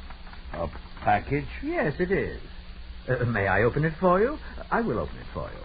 It's from Glandier. From your wife. What could it be? I feel kindly toward my wife. Perhaps when this of the blast furnace is done, when I get back to Glandier, I will... A cake? I like cake. Such a large cake. And here, an envelope. Oh, money. How much? 3,000 francs. I hope she'd send the 25. Oh, there is a note here, too. Read it to me. Dear Charles, keep warm. Here is cake. Here is money. Your wife, Marie. Charles? Yes? May I cut a piece of cake for you? I will cut a piece of cake for you. Myself, I will eat none of it. My stomach is turning into a paunch. It is a fine-looking cake. Here. Eat. That. Do you like it? Is it good? Is it light? Yeah. More.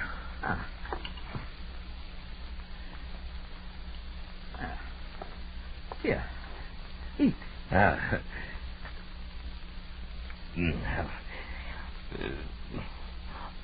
What's the matter? The cake lies against my heart. Oh? Painfully. With much...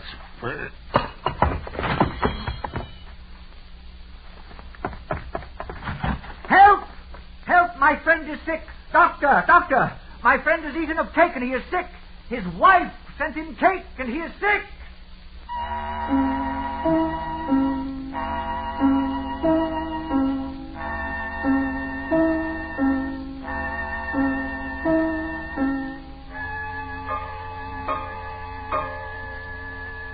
His wife sent him cake and he became sick, Inspector. I do not wish to say it, but you forgive me, do you not? Yes, you do. I was in the presence of his wife when she said she wished her husband dead, that she thought him a brute and an imbecile, and she wished him dead. And then she sent me to buy arsenic for mice, she said. For mice. Then this cake comes to my friend Charles Lafarge, and he eats of it, and now he is dead. Inspector, you forced me to say it. I did not wish to say it, but you forced me.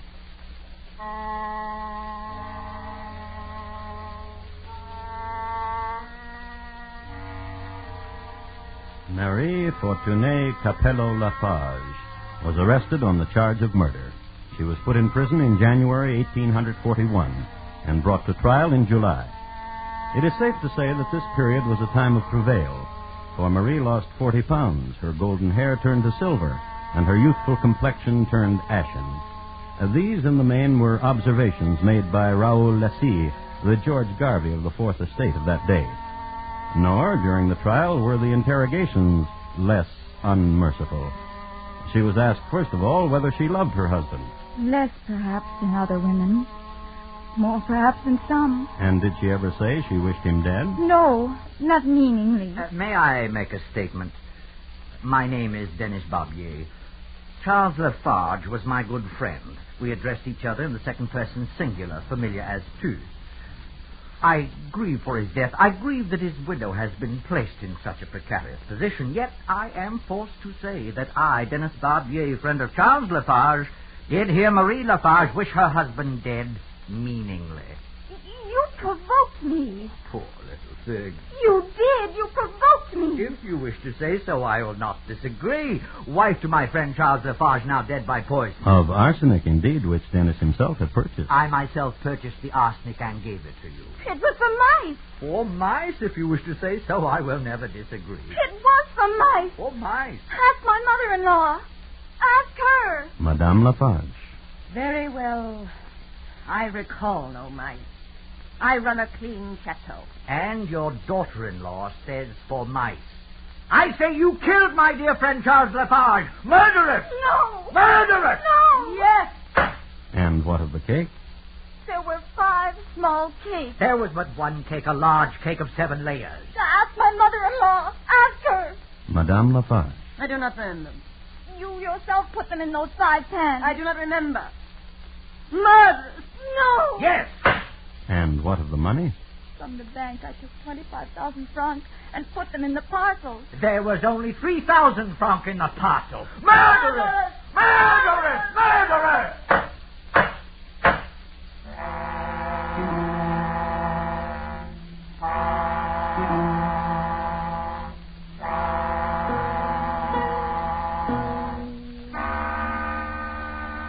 Marie Lafarge was found guilty and sentenced to life imprisonment at hard labor.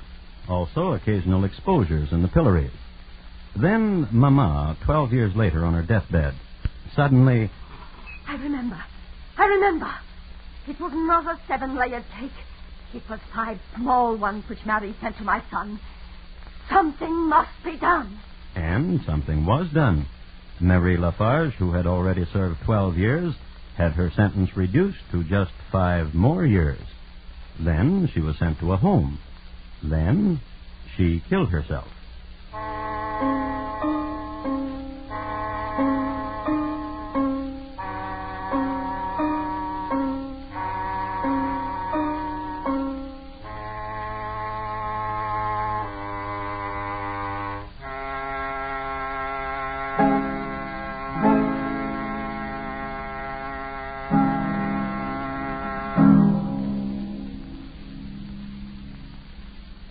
Thomas Hyland will return in just a moment to tell you about next week's Crime Classic.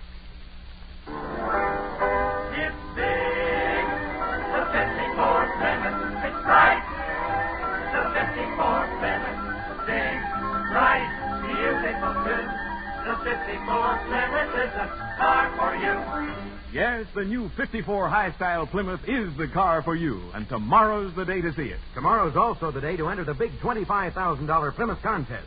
You'll find all the easy rules and a complete list of prizes on the entry blank your Plymouth dealer has for you. So remember, you have a date tomorrow to see the big, bright, beautiful new 1954 Plymouth. And here again is Thomas Hyland. Next week, the broad state of New Mexico, at a time when it was worth your life to walk down the street, armed or unarmed, day or night. My report to you will be on Billy Bonny Bloodletter, also known as the Kid. Thank you. Good night. Madame Lafarge, tonight's crime classic was adapted from the original court reports and newspaper accounts by Morton Fine and David Friedkin. The music was composed and conducted by Bernard Herrmann, and the program is produced and directed by Elliott Lewis.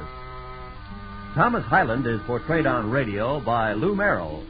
In tonight's story, Eve McVeigh was heard as Marie, Irene Pedro as Madame Lafarge, Joseph Kearns as Dennis, Edgar Barrier as Noonie, and William Conrad as Charles. Roy Rowan speaking. Crime Classics was brought to you by Plymouth, with a reminder that the new 54 high-style Plymouth comes to town tomorrow. Be sure to see it. This is the CBS Radio Network.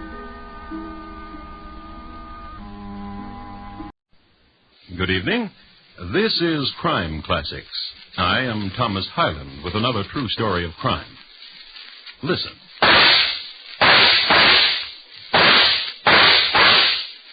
6 shots from a Colt 44. For no reason whatsoever other than to get your ear attuned to what you're going to hear. Of course, I might have said that the Colt 44 belonged to our hero, and our hero happened to be walking the field and plucking off railbirds, but he would have done that for no reason whatsoever, too. So, here we are. Our hero's name is William Bonny, a lad who was a product of his time, and whose time may be described as a blot. So tonight, my report to you on Billy Bonny Bloodletter, also known as the Kid. Crime Classics, a series of true crime stories from the records and newspapers of every land, from every time. Your host each week, Mr. Thomas Hyland, connoisseur of crime, student of violence, and teller of murders. Now, once again, Mr. Thomas Hyland.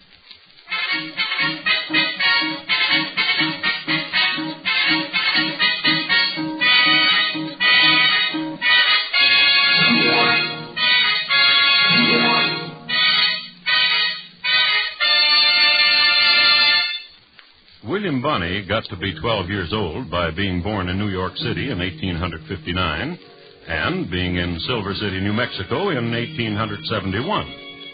He was not tall for his age, but he was a smart one. Give him a pack of cards and say, "Billy, let's see you deal a full house from the bottom." And the boy's nimble fingers would flip 3 aces and 2 ladies in front of you quicker than shote with a cut snout. Or put a cue stick in his little fist, and if he didn't hit you with it, he'd run the rack.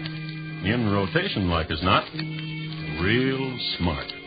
On a sunny day, you could see him walking down the shady side of the street, whistling and handling the oddments in his little pocket. A slingshot, a pair of dice, shaved, and a knife, razor sharp. There he goes.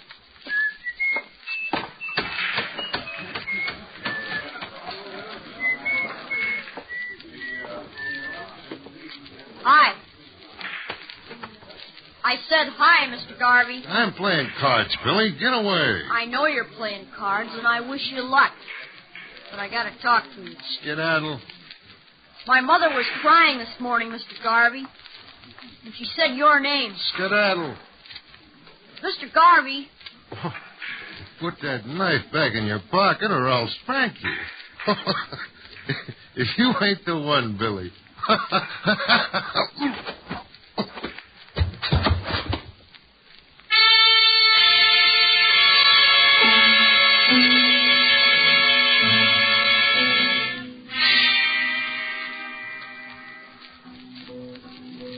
Now, Billy dearly loved his mother, and he couldn't stand to see her cry. A good boy. He stabbed Mr. Garvey in the chest 3 times. Killed him. And when he went back to his mom, he told her that he taught that Mr. Garvey a thing or two, and she did this. Patted her son's tousled hair, gave him $5 silver, and told him to get out of town. And Billy did. I'd like to now pick out a couple of more highlights at random. Events in Billy's life before he was 17. Here's one. Morning, Mr. Carpa. Morning, son. What you doing feeding my horse, Mr. Carpa? Ain't your horse, son. Tis. Ain't. Tis. Ain't. 'Twas. Here's another one. Kid, Yeah? bet? Bet what? Like I've been saying. Bet you $25 I kill someone today before you do. You mean it? I mean it. Stack me 25 on the table and I'll stack mine. Sure. Now it's a bet, all right, ain't it? Now it's a bet. Draw. What? Hot out there in the street, I'm staying here. So I'm provoking you to draw. You're an egg sucker, Tex. Ain't no shorthorn like you gonna call me.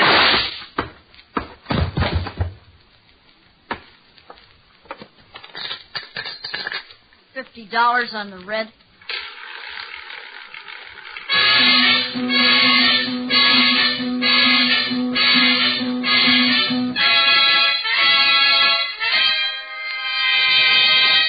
One of the outstanding events of Billy's life was the Lincoln County War.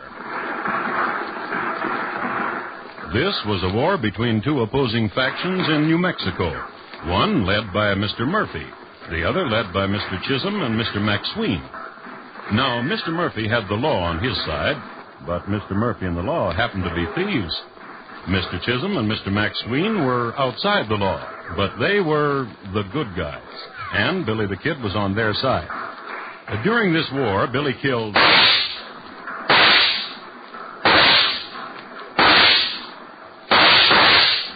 5 men. The 5th man died hard. The war was never really resolved in spite of the United States cavalry appearing at a fast trot from time to time, stopping, someone shouting forward, someone's blowing a bugle, and then trotting on again. And it was in this war that Billy grew to full stature, 5'8". Also, his reputation as a killer. 16 men since he was 12. Also, he liked to have his tousled hair played with. What'd you say your name was? Paulita. Paulita. And you they call Billy? Yeah. Billy. Billy. Niño. Nino? Boy. Young boy. That's right. They call me Billy the Kid. Listen. What? When I see you riding through Fort Sumner, when I see you, the way you are, riding the way you do, here is where the wings beat inside of me. Here. I've been to your country. Did you know that? Mexico? Sure. 3 years ago. Killed a man in El Paso, and a posse chased me clear across the border. And did you like my country? Sure. Sorry to leave it, but I had to. ¿Por qué? Killed a man in Sonora. Mexican police chased me back over to Rio Grande. Billy. Yeah? Niño. Niño.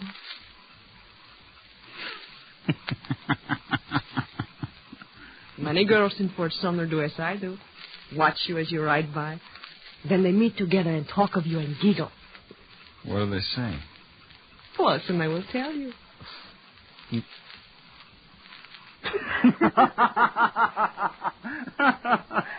Kiss me, Billy. Yeah, I want to. Billy. You do that. What you were doing, Paulita. ¿Qué? To my hair. Like this? Yeah. Yeah.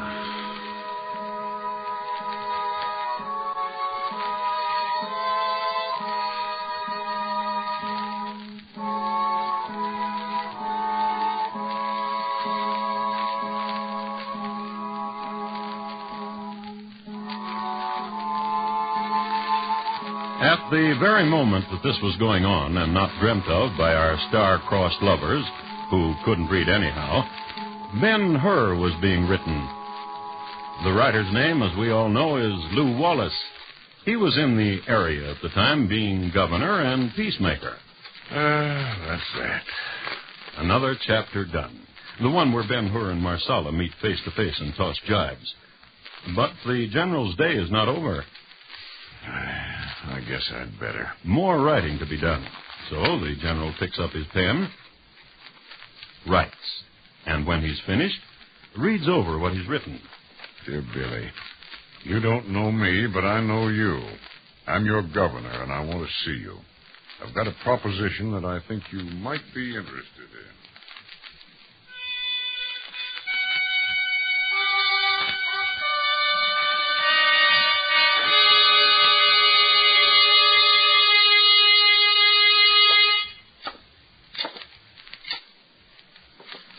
Hello, Governor. Oh, hi, Billy. Had your letter read to me by my partner, Charlie Beaudry. He says you got a proposition that's interesting to me. I'm offering you amnesty, Billy. What's that? Don't wear your gun anymore, and no law is going to touch you. I killed a lot of men, Governor. How come you're offering... Just let's start having a little peace around here, that's all. Oh, I'm for that, Governor. I've always been for that. Well, now, I'm glad to hear it. Except nobody will let me be peaceful. Well, it's going to be different now. Governor, you know what'd happen I put away my gun? I'd be shot down like a dog. I could name 12 men shoot me down as soon as I see I was wearing no gun. There's Bob Ollinger. It's going to be different. You take Ollinger for instance. He's a deputy. He works for the sheriff. He'll be wearing a gun, won't he? Yes. Yes, he would, but... He'd shoot me like a dog. How old are you, Billy? 18. You've got a lot of living ahead of you, son. Not without no gun. It's going to be different. You say I got a lot of living to do, and I aim to do it, Governor. Just because you say words like amnesty. Ain't no magic words to make me front Bob Ollinger, for instance, without no... Billy, I've got something else to offer you. What else? When all the shooting's done, when the killing's over, how'd you like to be a sheriff?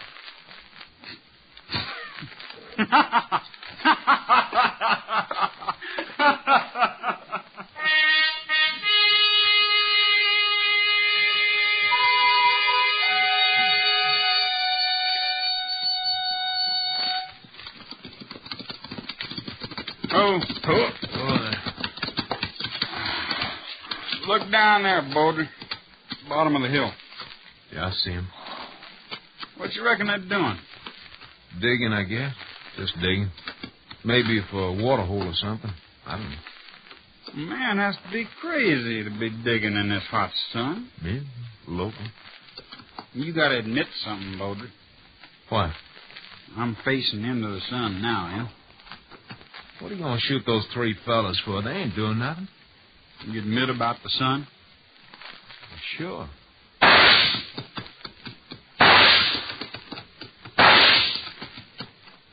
You betting any money they ain't dead? What'd you shoot them for? For nothing at all. Because you felt like it. Because I felt like it. Get.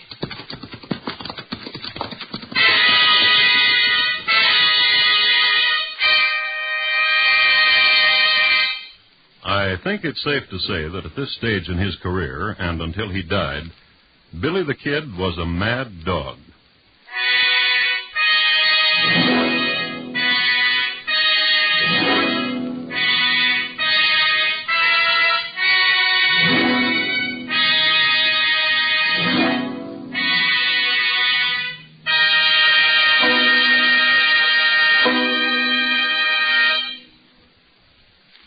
You are listening to Crime Classics and your host, Thomas Hyland. Driving tonight? Then remember this. Most highway deaths are caused by 2 temptations, to cut out of line and to go too fast. Crossing the center line of the road is more dangerous than you realize. Statistics prove it. Excessive speed is just as dangerous as officials say. You can predict your own impulses. but you can never predict the other drivers when driving tonight. Drive cautiously, please. And now once again, Thomas Hyland and the second act of Crime Classics, and his report to you on Billy Bonny Bloodletter, also known as The Kid.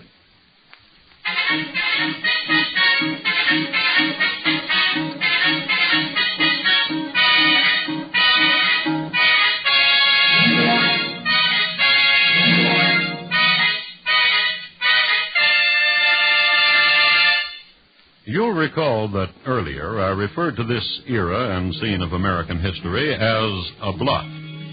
Well, I've been thinking it over, and I must say that blot is a good word. It was a terrible time in New Mexico, pillar and murder and looting by a breed of men who did these things with no sense of shame or remorse. This bleak country was a kind of trail's end. The spoilers came here, and the buffalo killers and the gunslingers. I suppose it was as good a place as any together, because while they were killing each other off, they couldn't break anything. There was hardly anything there. A grand piano owned by a Mrs. Maxween early went up in smoke during the Lincoln County War, and once a stray shot shattered Mrs. Gaffney's fluted tureen. But aside from these, a clever hand could mend anything in the area with adobe or a piece of wood. You may ask then, why did all these people kill each other? My answer to you is, that's what happens in a blot. But in 1880, government officials in the area received notice to clean up. Therefore, General Lew Wallace summoned one Pat Garrett. Got a paper here, Pat, from Washington. Says to clean up. Uh-huh. We're going to do it, too. But we're going to need your help. I heard you used to be a friend to Billy. Billy Bonny, Pat. The Kid.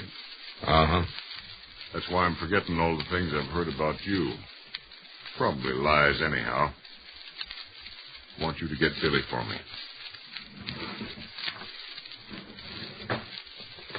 Take a look. Pretty badge, isn't it, Pat? Uh-huh. Take it. Go ahead, take it. That's the boy. Now, you just pin it on. I heard Billy's up around Fort Sumner, Pat. Headed that way, anyhow. Heard he sees a little Mexican girl who's kind of related to your wife. Uh-huh. I think you ought to go up to Fort Sumner. Take half a dozen men or so and go up there. I'm not making a mistake, am I, Pat? You are the man to take, Billy, aren't you? Uh-huh. Good luck, Sheriff.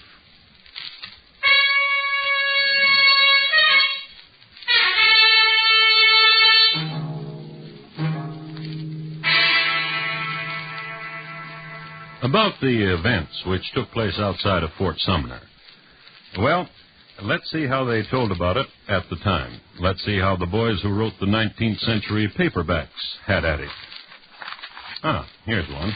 Written by Bledsoe Sheridan, Jr., and entitled Hero in Ambush, or The Daring Escape of Brave Billy Bonny. Mr. Sheridan starts out this way. Pat Garrett squinted steely eyes off into the distance. He saw 6 horsemen. The sheriff turned to his lieutenant, and he said, Men, that is Billy, the young boy, and his desperado friends. The West will be a better place to live when he and his breed are 6 feet under. Get out your pistols, men, and make sure they're loaded up. You there, pick a spot. Get behind that boulder, else they see you. Here they come. And Bledsoe Sheridan, Jr. goes on. The desperados came within 100 feet of the boulders and were not aware of the ambush until...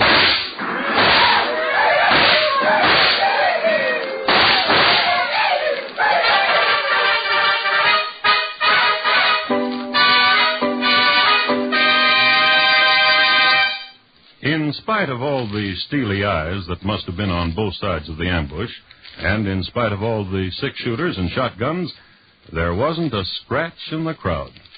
Brave Billy Bonny and his merry band turned tail and fled. Bledsoe Jr.'s next chapter is aptly entitled Stinking Springs, for that is where we pick up the boys. When we going to rest, Billy? Now on the way. Then what? They're going to come after us. You know that, Baudry. I asked you. Then what? We're going to arrest the Stinking Springs down there. And down there's a place. Cabin place. Fight it out there, Billy? You scared? You must be. You asked me a question like that. 4 of us. You, me, Wilson, Pickett. How many you figure they got? That was Pat Garrett, wasn't it? What I could see it was. He can get all he wants. You scared, Billy? You're talking foolish, Baudry. Sure I am. Billy. Yeah? It's starting to snow. Yeah.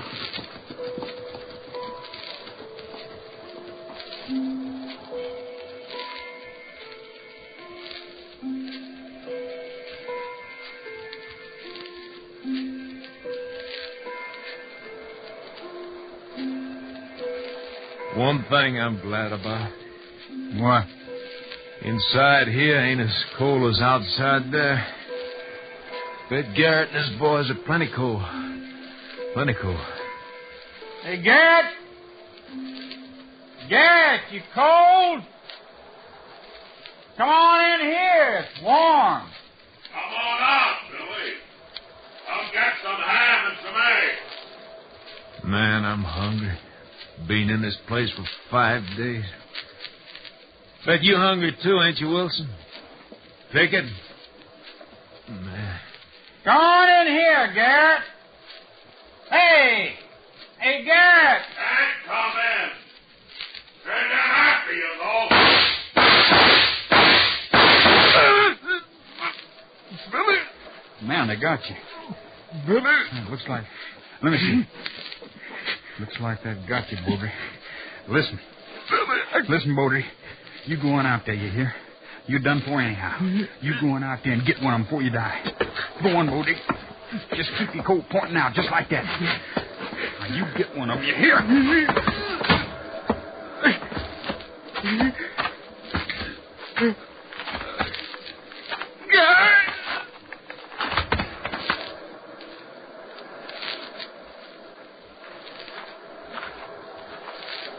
You dead, Baudry? Let me take a look. Yeah, dead. Hey, Billy! Charlie Baudry's dead. Coffee's hot, Billy. Won't you come on out? Hey, Pickett, Wilson, you hear me? Coffee's hot. Those are ham and eggs. Nobody's going to hurt you, boys. All you got to do is...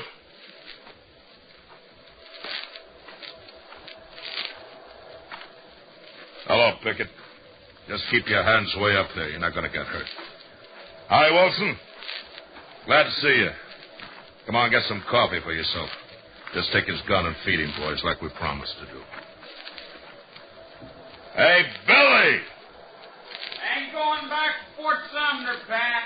Won't take you back to Fort Sumner, Billy. Take you to Santa Fe. How's that sound to you, Billy? Santa Fe. Where? I swear, Billy.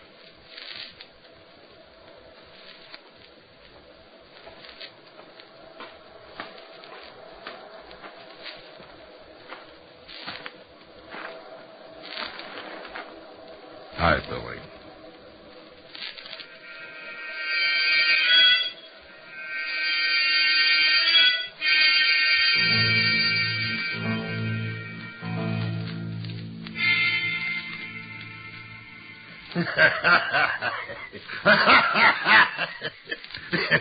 And then you know what? I'm going to tell you what, Billy. You're going to kill yourself throwing yourself against those bars. My name ain't Bob Arlen. You ain't going to cheat the rope, Billy.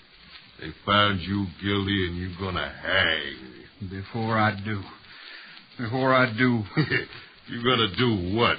Show me Bob Arlen.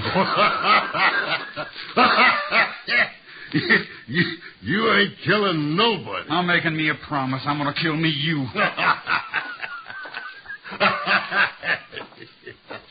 Okay, Ollinger, I'll take Garden now. Explain to Billy how we're going to hang him. And watch how he does the thing. You gotta watch him. He don't kill himself. See you tomorrow, Billy. Now, you know what, Billy? That Ollinger's a man I don't like. He did a thing to me once, and I'm going to tell you about it. Tomorrow you're going to die anyhow, and you won't have a chance to tell anybody. Here was Ollinger, and there was my sister. My sister's dead now. Some people say it. Billy, some people say it. Billy, how'd you get my 2-barrel shotgun out of my hands without me knowing it? Open her up.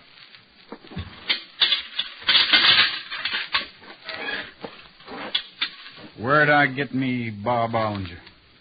Room up in front where he sleeps. This time of night, guess that's where he just went.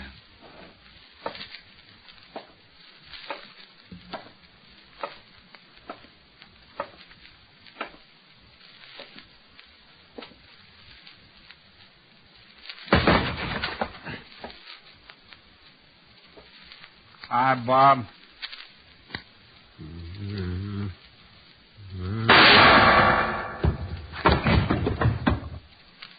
You ain't laughing at all.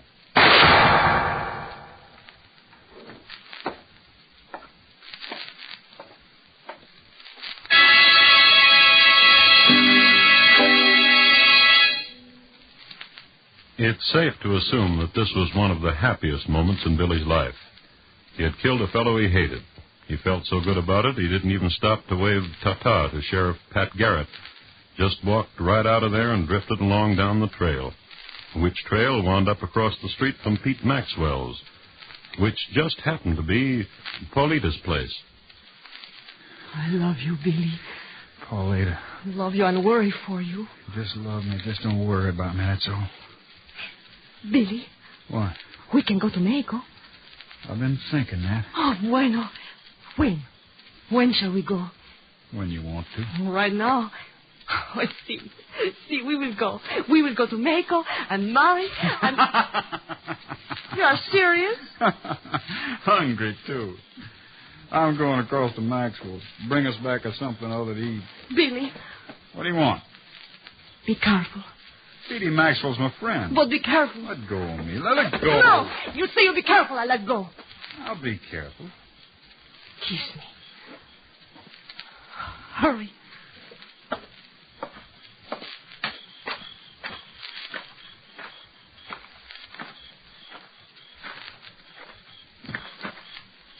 Somebody there? Somebody?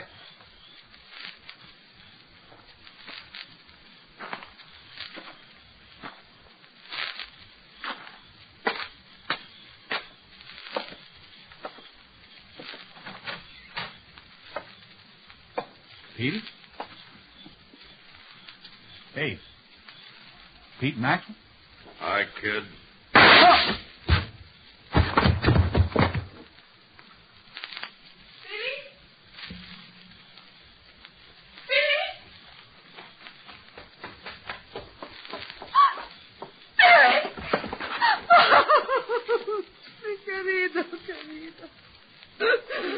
Hey, what happened up there? Billy the Kid. What? Billy the Kid is dead.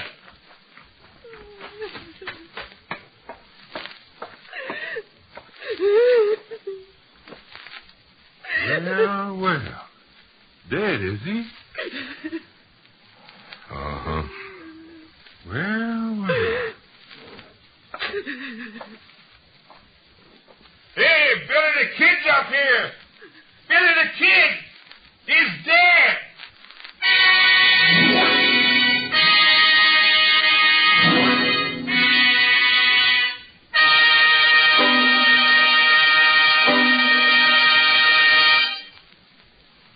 That was July 14th, 1881. A killer was killed. A bloodbath was over. July 15th, 1881, was one of the finest days in the history of New Mexico.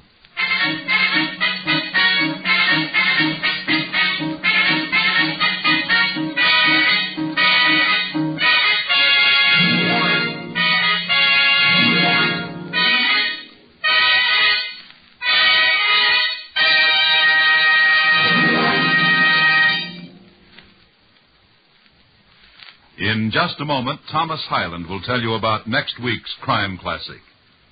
Billy the Kid, tonight's Crime Classic, was adapted from the original court reports and newspaper accounts by Morton Fine and David Friedkin. The music was composed and conducted by Bernard Herrmann, and the program is produced and directed by Elliott Lewis. Thomas Hyland is portrayed on radio by Lou Merrill. In tonight's story, Sam Edwards was heard as Billy. Featured in the cast were Jane Webb, Clayton Post, Anthony Barrett, William Conrad, Dick Beals, Harry Bartell, Barney Phillips, and Fred Shields. Bob Lamont speaking. Here again is Thomas Hyland. Next week, Warwickshire, England, in the year 1705, and a lovely young lady whose married name was Catherine Hayes, and whose ambition was to be a widow. My report to you will be on John Hayes, his head, and how they were parted. Thank you. Good night. Right after station's identification, keep tuned for a CBS Radio Sports exclusive as the middleweight champion of England meets the middleweight champ of America. Randy Turpin versus Bobo Olson, fighting 15 rounds for the title of the world. Yes, it's next, presented by CBS Radio. So stay tuned and hear it over most of these stations, coming right up.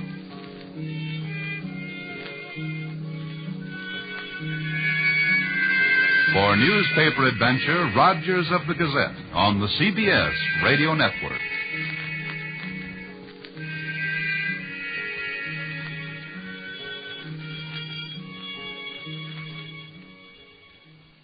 Good evening. This is Crime Classics. I am Thomas Hyland with another true story of crime. Listen.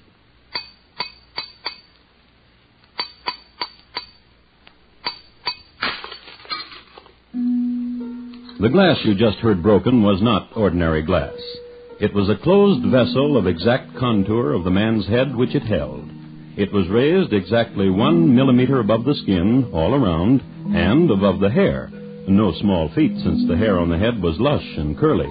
Another masterpiece by Dom Llewellyn, whose secret of blowing glass to enclose human heads died when he died.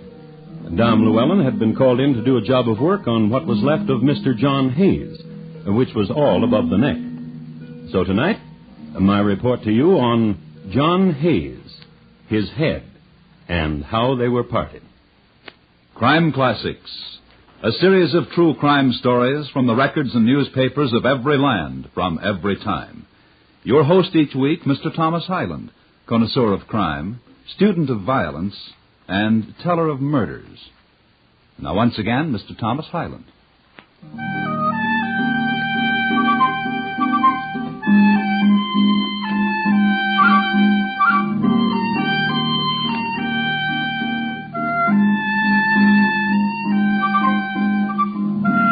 The 18th century was only a few years old, and the town was Warwick, and the season was spring. Things were budding all around, trees, flowers, and there happened to be a 16-year-old girl named Catherine Hall. She appears suddenly in history, this girl, walking down the road. Suddenly, because nobody knows what parentage put her there. Isn't that nice? A young girl swinging down a road in May. Tra-la-la-lying. Skipping. Stops. Together nuts.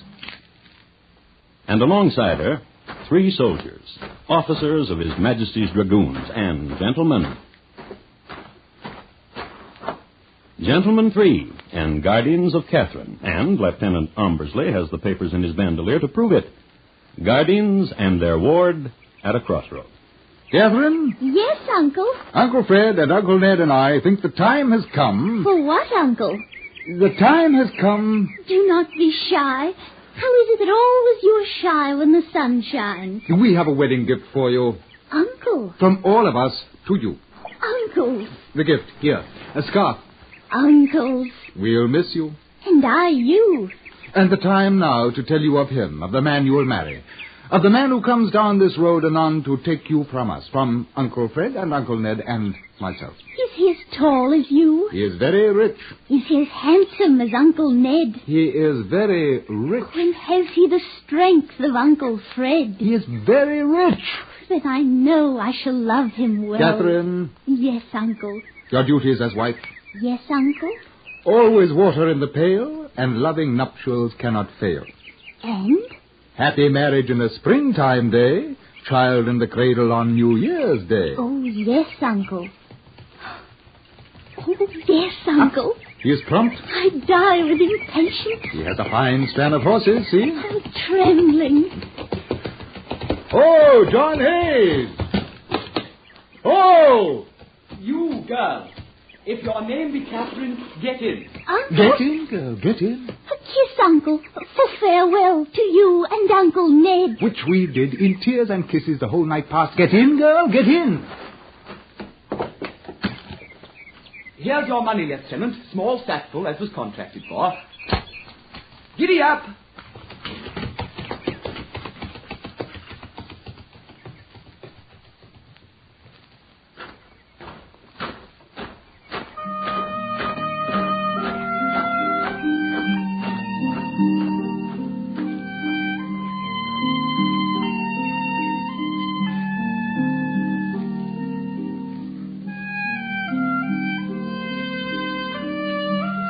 They were married that night, these impetuous 18th century lovers, these young people, Catherine Hall and John Hayes. History records that it was a rather hectic marriage. The groom's father went temporarily blind from drink before the ceremony. There was unruliness among the servants, and some sources state that the bride herself tried to sneak off and had to be restrained. But married they were just as evening sun went down. And that evening, after the house of John Hayes had quieted down, after the pig had been eaten and the toast drunk, after the celebrants had gone home and the windows bolted and the doors barred, after all these things...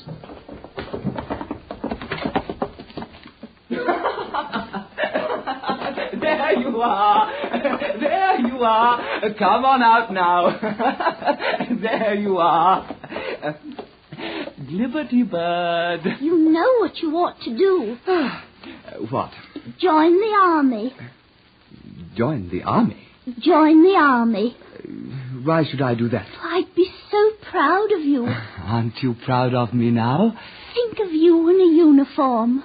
I never did. Well, then let's do it. All right. The scarlet trousers and the scarlet coat. Oh, my. And the golden sash and the gleaming scabbard. And I'd stand up straight like this. On your curly hair, a three-cornered hat and a cockade. And I'd march. And I'd march. And perhaps... what? They'd send you to America. Yes. No. You could volunteer for it. Oh, no. You'd miss me too much.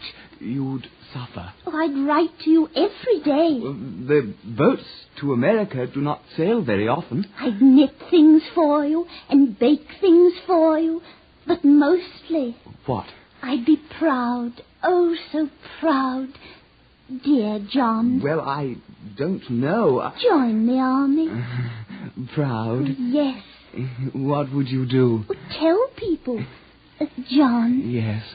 Golden sash and gleaming scabbard, and on your head a three-cornered hat with a cockade, John. And you'd march so straight and tall, you'd march... like this? Yes. Like this? Yes. Oh, yes.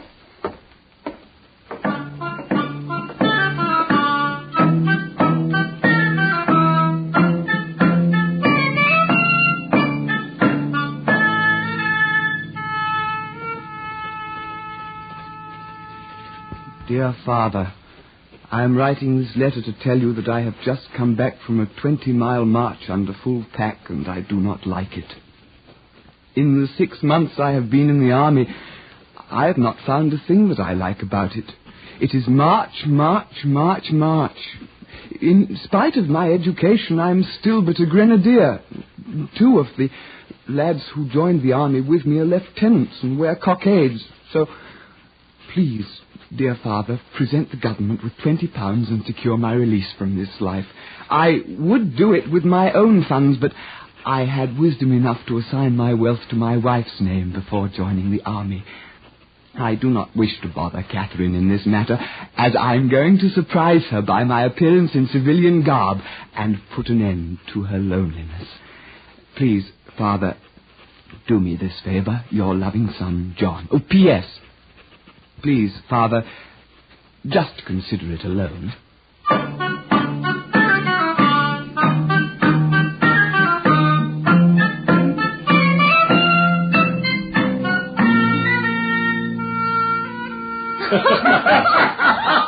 That curious tailor from Tottenham. Oh,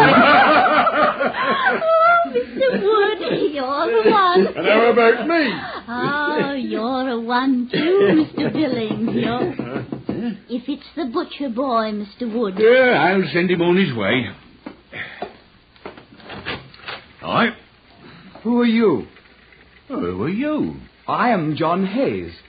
Who? John Hayes. Oh, he be in the army. Not now. I am John Hayes, and I've come home to my wife. Where is she? Catherine! Who is it? Catherine! Catherine, I'm home! Dirty deserter. No. Oh, shame. Oh, listen, I'm out of the army. But you cannot be. I just sent you a sweater. I'm out. My father paid a bounty for me, and I'm home again. Who are these men, Catherine? I'm, Billings, the cooper. I be Wood, the alehouseman. Tradesman? I? What do we need a cooper and an alehouseman here? Are you questioning me, husband? Well, I'd like to know why a cooper and an alehouseman... Welcome out. I welcome out. Ruddy hero. Comes to own. Drink it here, boys. Ruddy hero comes to own. Ruddy hero comes to own. Comes to own. Comes to own.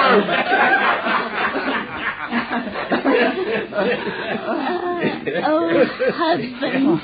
Dear wife. I was so proud of you when you were gone. And you told people... Oh, yes. Drink it here. Here. Drink it here.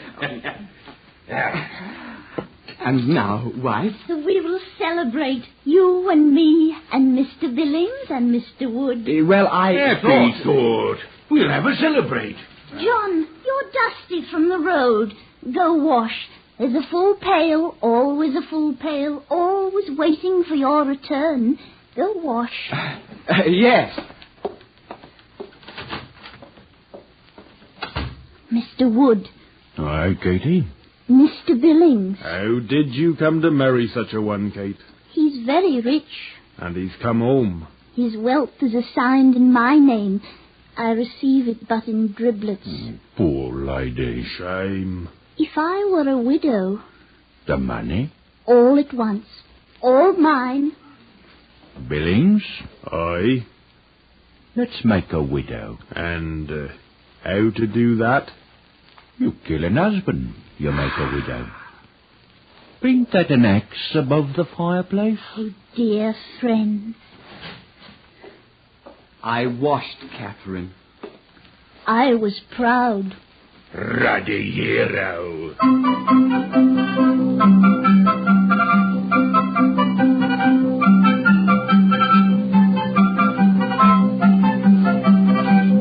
A soldier had come home, to his wife, to his neighbors. There was wine in the room and a good fire.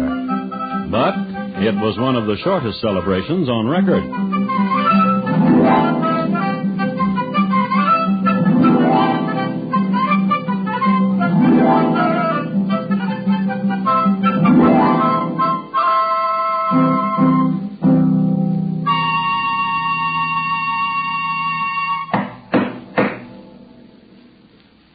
You are listening to Crime Classics and your host, Thomas Hyland. This Saturday night, learn the true details of the Wheel of Misfortune case on Gangbusters, When a wheel, gangland terminology for a driver in a crime, runs afoul of the law, he cuts himself out of the crime in question. After the robbery comes off, the wheel declares himself in for a cut of the spoils, and murder results before police clamp the lid on the crooks. Gangbusters, this Saturday night on most of these same stations. The same evening to listen for CBS Radio's thrilling Gunsmoke series. And now once again, Thomas Hyland and the second act of Crime Classics, and his report to you on John Hayes, his head, and how they were parted.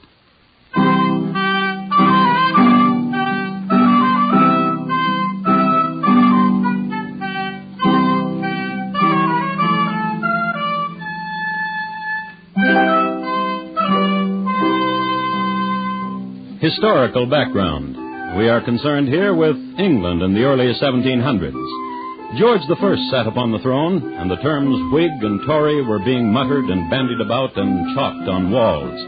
During one February, the great Sir Hugh Burdenny took time away from the Navy, went ashore long enough to invent the side pocket, only to die a year later in the Fijis. And in April, a month which concerns us most, King George put his queen in prison because of her part in the von Königsmarck affair.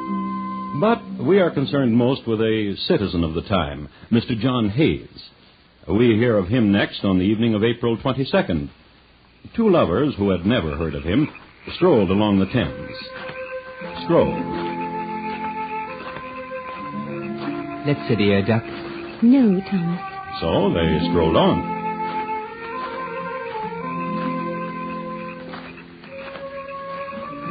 Mary, Duck, let's sit here.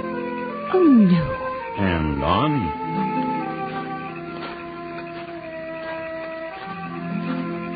I like it here beneath the bridge, don't you? Well... See how the shadows lie like lacy web? Where? Yon. Oh.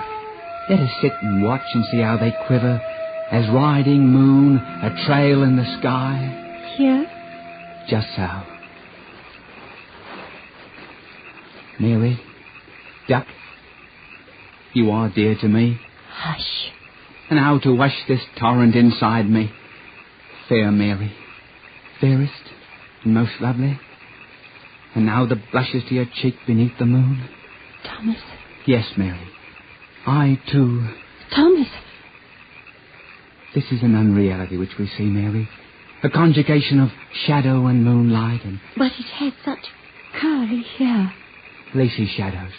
And eyes and lips that grinned. A head with no body. There in the mud. It'll go away. How can it? It's an abomination. Come... It's not real. It is real. It is not. Go see. Duck. Go see. All right.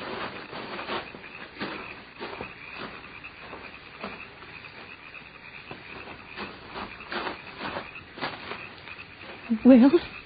Go. A head? Of a man? Of a curly-headed man. I knew it. Thomas Ascot, I did not want to come down here in the first place. You made me. You made me. A head. Go.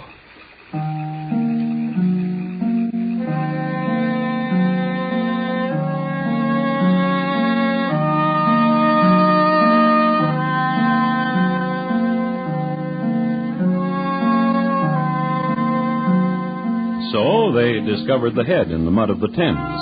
And after they married, they had a lot to talk about. It was the head of John Hayes, all right, but nobody knew it then. Thomas Ascot reported his unusual find to the constabulary, who went to the spot, saw that the lad was indeed a truthful lad, poked about, searching for a body to go with the head, failed, and then brought back what had been found to the sheriff's offices. They cleaned and combed the find, known as dressing the head in the trade. Then they mounted it neatly on a 10-foot pole. This was the custom of the day. Whenever an extra head was found, mount it on a pole, exhibit it in the town square so it could be identified. Nobody, however, came forward in the prescribed 3 days, so Dom Llewellyn was called in. Do that thing you do with glass, Dom, he was told, with heads, and close this one for preservation purposes. And Dom did. with caliper and a secretly fashioned glass and blowpipe. And Tom did. In the meanwhile, back at the home of Catherine Hayes, she's just stepped out of her door on her way to the cheese stall. Mrs. Hayes! Woo! Mrs. Hayes! Good morning to you, Miss Julia. Marketing? Marketing. Mind you if I go along, if I walk with you. Neighbor who walks alone, neighbor's alone. Aye. Wise was the poet who first said that. Mrs. Hayes. Yes? A question. Many do. How go your two boarders? Apace. So? Yes. Mr. Wood is an attractive one. Wouldn't you say? In truth, I had not noticed. Nonny. In truth? I suppose you'll say you have not noticed the prettiness of Mr. Billings. Not at all. Through the goodness of my heart for poor tradesmen, they live in my cellar. Truth, I never see them. And Mr. Hayes, your husband. Of him, what? I have not seen him. I heard he has returned from the army, but I have not seen him. No wonder. No wonder? If he is on his way to Portugal, how could you see him? How indeed? But Mrs. Hayes. Yes? So long he was in the army, then home to such a young and comely as you. Then within 4 days he offs to Portugal. Oh, restless John. My last words to him as he left. Restless indeed. Huh. Would that my husband were restless like that and off to Portugal. And a cooper like that Mr. Billings about. Some has all the lucky.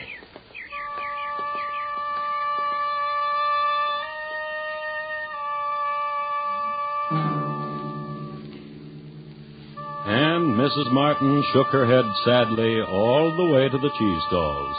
There she selected a good round Edam and went home and told all the neighbors that John Hayes had hied off to Portugal. And neighbors told neighbors, and everybody was satisfied. For a week. For it was a week later that Mrs. Martin went down to London on a visit to a friend. It was an infrequent trip for Mrs. Martin, and her friend took her around to show her the sights, the finest statuary, the best inns, and on a Sunday afternoon he took her to see a head which had been encapsulated by Dom Llewellyn, and which was on exhibition at the Constabulary Museum. And seeing it, Mrs. Martin said this. Why, I do believe I know that man. And her friend took her to the sheriff, to whom she repeated herself. Well, I do believe I know that man. What man? Why, the man in that room there. The one whose head's in the glass. You know him, you say? Did he? You're certain? Did he? Did he do? Who is he? A neighbor to me. Husband to a young lass. Poor lass. Ah? Poor lass, barely 17, I'd say. And her husband dead in such a way. Who is she? What's her name? Catherine. Catherine Hayes. And he who you've got, like you've got, is her hubby, dear. John Hayes. I'll be confused, I'll be. How? What's he doing in that room, like he is, when he's in Portugal? What's he doing there, indeed? Madam. Aye? Will you take me to your neighbor? Did he? Did he? I will.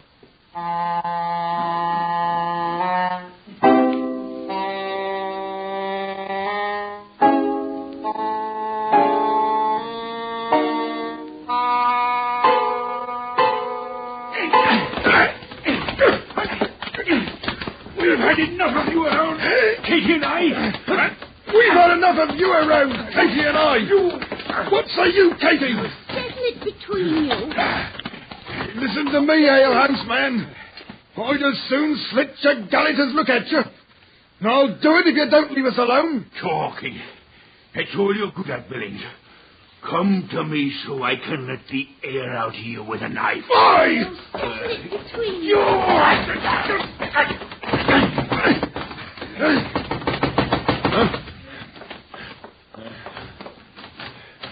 Yes, who be you? Sheriff of London Town. For what? If you'll be Mrs. John Hayes, I come to take you with me. For what? To show you of your husband, if he be the one whose head we have. Head? Aye. And, madam, I? the two men I espy over your shoulder, may I inquire of their worth? Friends to me? And your husband? I would say so. We will all ride down to London town.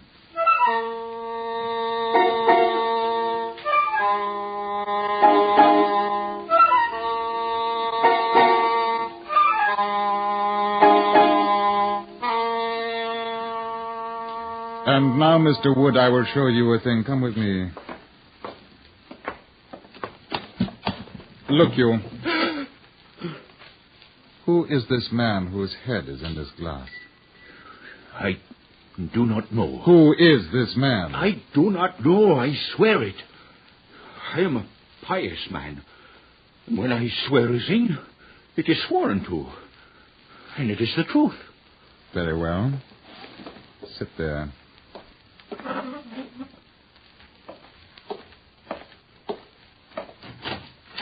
Mr. Billings?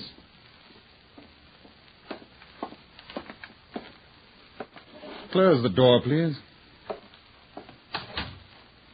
Walk to that table, Mr. Billings, and tell me whose head it is encased there.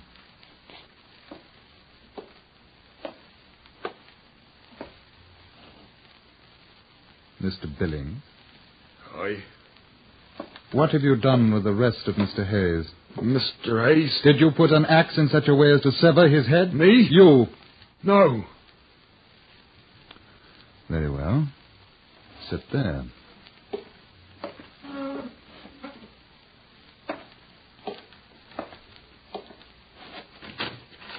Mrs. Hayes, please.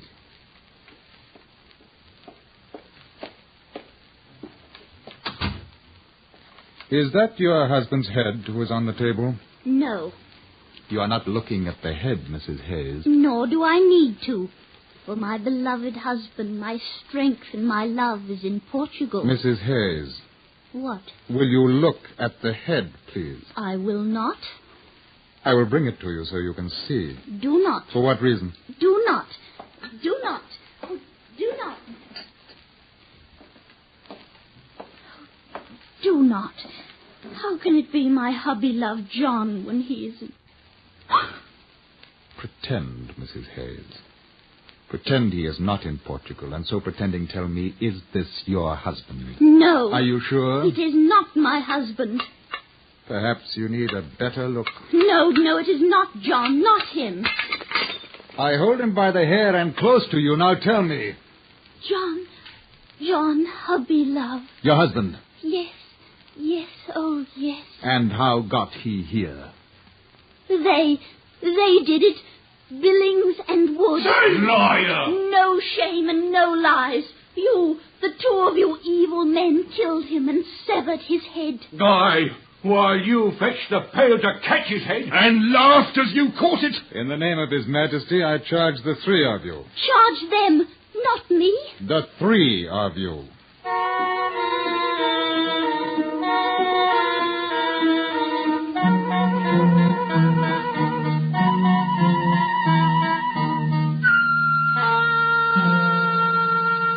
And the three of them were tried. Billings and Wood on the charge of murder. Catherine on the charge of petty treason, which was 18th century talk for killing one's husband. All were found guilty. Wood died in jail. Billings was hung in chains. And Catherine... Let me read to you from a journal of the times concerning Catherine. An iron chain was placed about her body and fixed to a stake. On these occasions, when women were burned for petty treason, it was customary to strangle them by means of a rope passed round the neck and pulled by the executioner, so that they were dead before the flames reached the body. But the flames leaped so high that the executioner burned his hands, so that he could not strangle, so that Catherine Hayes was burned alive. It is interesting to note that a graph of petty treason in England for a whole year after that shows a decided drop before it picks up again.